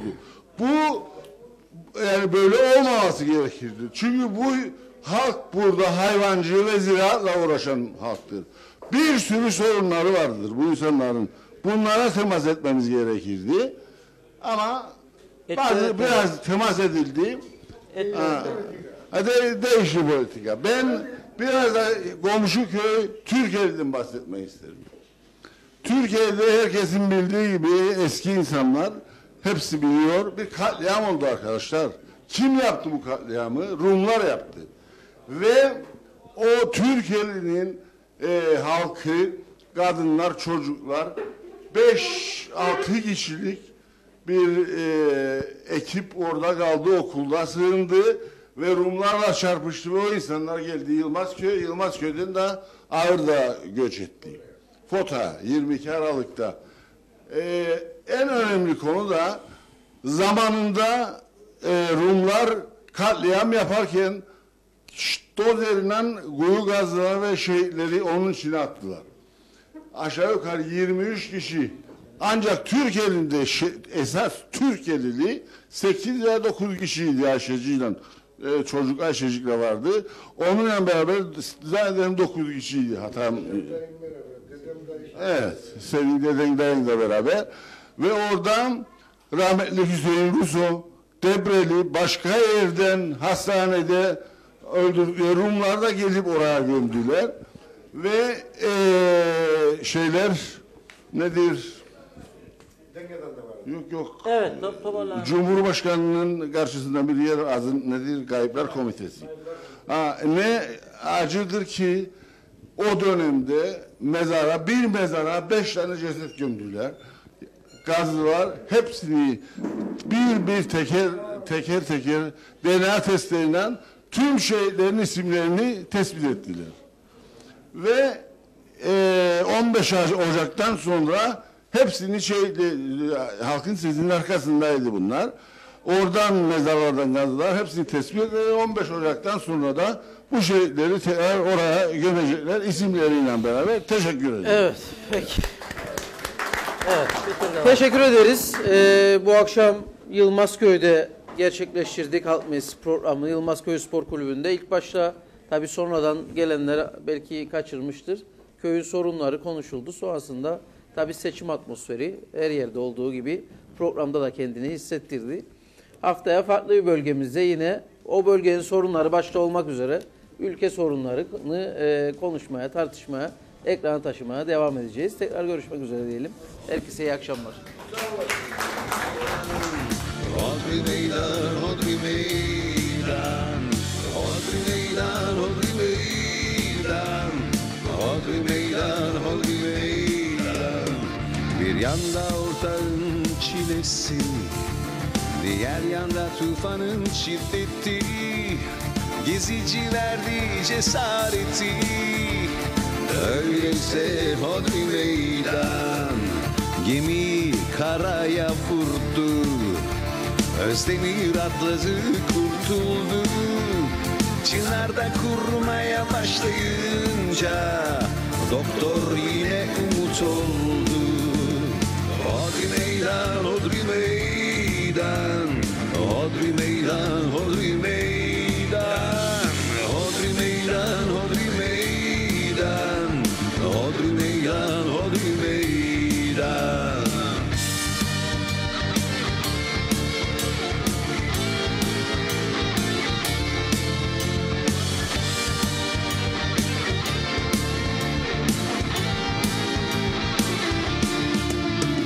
Kudret diyor haydi mahalleye, Cemal güveniyor reise, Çakıcı kükrüyor her yerde, yeniden doğanlar sahnede. Güneşin etrafı bulutlandı, şimşek çaktı, yağmur yağdı, beklemeye tahammül kalmadı. öyleyse hodri meydan, hodri meydan, hodri meydan, hodri meydan, hodri meydan, hodri meydan, hodri meydan, hodri meydan, hodri meydan, hodri meydan, hodri meydan, hodri meydan, hodri meydan, hodri meydan, hodri meydan, hodri meydan, hodri meydan. Hodri meydan. Hodri meydan, bu bayrak inmez. Hodri meydan, hodri meydan, hodri meydan. Hodri meydan. Aa, bu bayrakla hodri meydan. Hodri meydan, hodri meydan. Hodri meydan, hodri meydan, hodri meydan.